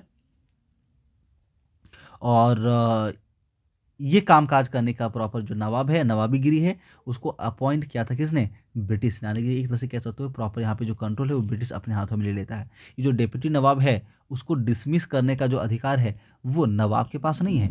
The nawab was given an allowance of 53 lakh rupees which was subsequently reduce. देखो पहले शुरुआत में जो है प्रॉपर 53 लाख रुपये, देखो कितना, नवाबीगिरी करने के लिए, सिस्टम को चलाने के लिए, नाम के लिए, फॉर्मेलिटी के लिए प्रॉपर 53 लाख रुपीज़ उन्हें दी जाता है, ताकि वो क्या करे, नवाबीगिरी कर सके, बंगाल को चला सके, और बाकी के जो पैसे हैं वो ब्रिटिश पीपल अपने पास रख लेता है। English East India company become the real ruler of Bengal in 1765। यहाँ से बच्चों लोग देख पा रहे हैं कि 1765 तक आते आते जो इंग्लिश ईस्ट इंडिया कंपनी है वो रियल रूलर बन गया है आपका बंगाल का। यहाँ पे बच्चों जो प्रॉपर आपको इमेज दिख रही है, ये पता है किस चीज़ की इमेज है, तो ये इमेज में जितने भी गवर्नर प्रॉपर बंगाल के रहे हैं उसके नाम दी गई है। पहला हमने देखा कि 1757 में रॉबर्ट क्लाइव जो है वो यहाँ का गवर्नर ऑफ बंगाल बन जाता है। ये 1757 से 60 तक रहा, और 60 to 65 पे हेनरी वेंसिटर्ट रहती है। फिर 65 से 67 2 साल के लिए दोबारा रॉबर्ट क्लाइव आता है वापस रिटर्न, और 67 से 69 2 साल के लिए हैरी वेसल्ट है। 69 to 72 कार्टियर जॉन है, और 72 से 73 वॉरेन हेस्टिंग है। और जो वॉरेन हेस्टिंग है 73 के बाद से इसे गवर्नर जनरल ऑफ इंडिया बना दी जाते हैं। कि पहले ये जो है, पहले जो गवर्नर होता था सिर्फ बंगाल में था, और ये क्या करता था, बंगाल को, उड़ीसा को, और साथ में जो बिहार है यहाँ पे कंट्रोल किया करता था। लेकिन अब जो है 1773 के बाद Warren Hastings governor general of India बना दी जाती है, यानी इसका जो काम है प्रॉपर पूरे इंडिया को मैनेज करना और कंट्रोल करना बन जाता है। तो ये बाकी के नेम हैं, जैसे जैसे हमारे वो आते जाएंगे हम लोग उसको पढ़ते जाएंगे। देखो यहाँ पे 1703 से लेकर के प्रॉपर 1856 तक, यानी जब तक यहाँ पे 1857 की जो प्रॉपर रिवॉल्ट नहीं हो जाती है तब तक की लिस्ट यहाँ पे दी गई है। और इसके आगे का जो लिस्ट है बच्चों वो आगे क्लासेस में आपको देखने को मिलती है। 1947 तक प्रॉपर जितने भी वायसराय थे वो सभी आपको पढ़नी होती है, लेकिन इस क्लास में नहीं पढ़नी है। चलिए आगे बढ़ते हैं और अब हम देखेंगे ड्यूल गवर्नमेंट इन बंगाल यानी कि 1765 से लेकर के 1772 तक के बीच में इंडिया जो बंगाल है वहाँ पे क्या हो रहा है। तो जो रॉबर्ट क्लाइव है वो एक नया सिस्टम इंट्रोड्यूस करता है जिसको बोलते हैं हम लोग ड्यूल गवर्नमेंट। तो 1765 में बंगाल में ड्यूल गवर्नमेंट सिस्टम जो उसको स्टार्ट करी जाती है। ड्यूल गवर्नमेंट का मतलब हुआ कि बंगाल में अब दो मास्टर होंगे, दो मालिक होगा, एक होगा नवाब, एक होगा कंपनी। नवाब का काम है एडमिनिस्ट्रेशन संभालना, बंगाल संभालना, और कंपनी का काम है जितने भी केस मुकदमे होंगे, जो भी क्रिमिनल केसेस हैं और जो भी प्रॉपर राइट्स हैं, टैक्सेस कलेक्ट करने का काम है वो कंपनी संभालेगा। The nawab was responsible for general administration, देखो लिखा है ना, जो नवाब है वो सिर्फ जनरल एडमिनिस्ट्रेशन संभालेगा, यानी कि जो प्रॉपर जो लोड वाली काम है, जो रेस्पॉन्सिबिलिटी वाली काम है। तो रेस्पॉन्सिबिलिटी वाला जो काम है बच्चों वो किसे मिला, तो वो आपको नवाब ने निभाया, नवाब को मिला, जो बंगाल का नवाब बनेगा। और बाकी जो रेवेन्यू वाला काम है, रेवेन्यू वाला जहाँ से पैसा आता है, जहाँ से लाभ होता है, वो ब्रिटिशर्स ने अपने पास रखा। और यहाँ पे नवाब को काम करने के लिए सिर्फ 57 लाख रुपीज़ जो है, 57 लाख रुपीज़ वो इसे दी गई है ईयरली, जो कि बाद में और धीरे धीरे घटाया जाने लगा था। The company had military power and right to collect taxes, देखो मिलिट्री पावर जो है वो भी किसके पास है, रेवेन्यू लेने का, रेवेन्यू लेने का काम, और प्रॉपर कैसे होता है यहाँ पे आर्मी को मैनेज करने का जो काम है, आर्मी को मैनेज करने का जो काम है वो भी किसके पास है, तो भी ब्रिटिश पीपल के पास ही है। This arrangement was known as dual government, ये जो प्रॉपर सिस्टम है कि दो पार्टी मिलकर के बंगाल को रूल कर रही है बच्चों, इसे ही हम लोग कहते हैं ड्यूल गवर्नमेंट। ये एक बहुत ही इंपॉर्टेंट टॉपिक है बच्चों, इसे आपको याद रखनी है, what was dual government in Bengal, इसे आप हाईलाइट ले लो और इंपॉर्टेंट इसको जो है वो आप लगा सकते हो। आगे बढ़ेंगे। The company enjoyed power without any responsibility, तो यहाँ पे हम लोग देख पा रहे हैं जो प्रॉपर कंपनी है उसके पास पावर तो बहुत है, लेकिन जो कह सकते हैं जिम्मेदारी जो है, रिस्पॉन्सिबिलिटी है वो जरा भी नहीं, बिल्कुल शून्य है। The Nawab on the other hand was burden with the responsibility, जो नवाब है उसके पास पैसे नहीं है लेकिन रिस्पॉन्सिबिलिटी बहुत अधिक है। एडमिनिस्ट्रेशन को चलाना है without the resources necessary for running it, और रिसोर्सेज के मामले में कुछ भी नहीं दी गई है, जो स्टाफ है उनको सैलरी आपको सही से नहीं दे पानी है। तो यहाँ पे सिस्टम को मैनेज करने के लिए जो पैसे हैं वो नवाब के पास नहीं है, पर जिम्मेदारी है पूरे बंगाल को मैनेज करना, कंट्रोल करना। रिस्पॉन्सिबिलिटी विदाउट पावर, इसकी हालत जो है प्रॉपर रिस्पॉन्सिबिलिटी वाली भर के है लेकिन पावर जरा सा भी नहीं है। The revenue was collected by Indian official, देखो रेवेन्यू कलेक्ट करने का जो काम है वो ब्रिटिश पीपल ने इंडियन ऑफिशियल को ही रखा है, कंपनी ने स्टाफ नियुक्त किया है, और स्टाफ का काम क्या है, इंडियन ऑफिशियल को ही नियुक्त कर रहा है और टैक्स लेने का काम, यानी कि पूरी जो पूरी है कठपुतली की तरह सबको, पूरी इंडिया को यहाँ पे ब्रिटिश लोग जो है वो नचा रहा है। The greed corruption and operation of these official reduce the peasants to condition of utter misery. अब यहाँ देखो, अब इनके दिमाग में क्या बात चल रही होगी, जो ब्रिटिश पीपल हैं इनके मन में जरा सा भी यहाँ के फार्मर के प्रति जो है वो दया भाव नहीं होगी, काइंडनेस तो जरा सा भी नहीं है, क्योंकि इनका एक ही लक्ष्य है, भाड़ में जाए दुनिया जारी, हमें तो बस क्या करनी है, टैक्सेस से मतलब है, हमें तो बस पैसे से मतलब है, रुपी से मतलब है। तो यहाँ पे पीजेंट वगैरह की हालत, चाहे वो कंडीशन चाहे जैसा भी हो, जो टैक्सेस फिक्स कर दी गई है वो टैक्सेस एनी हाउ ब्रिटिशर्स को चाहिए, वो जो कंपनी के स्टाफ है वो आएंगे और किसानों से वो ले लेंगे, टैक्सेस ले लेंगे, किसान का चाहे खेती हुआ हो या फिर ना हुआ हो, और उसके देखने वाली कोई नहीं, सुनवाई करने वाली नहीं, कोई भी नहीं है।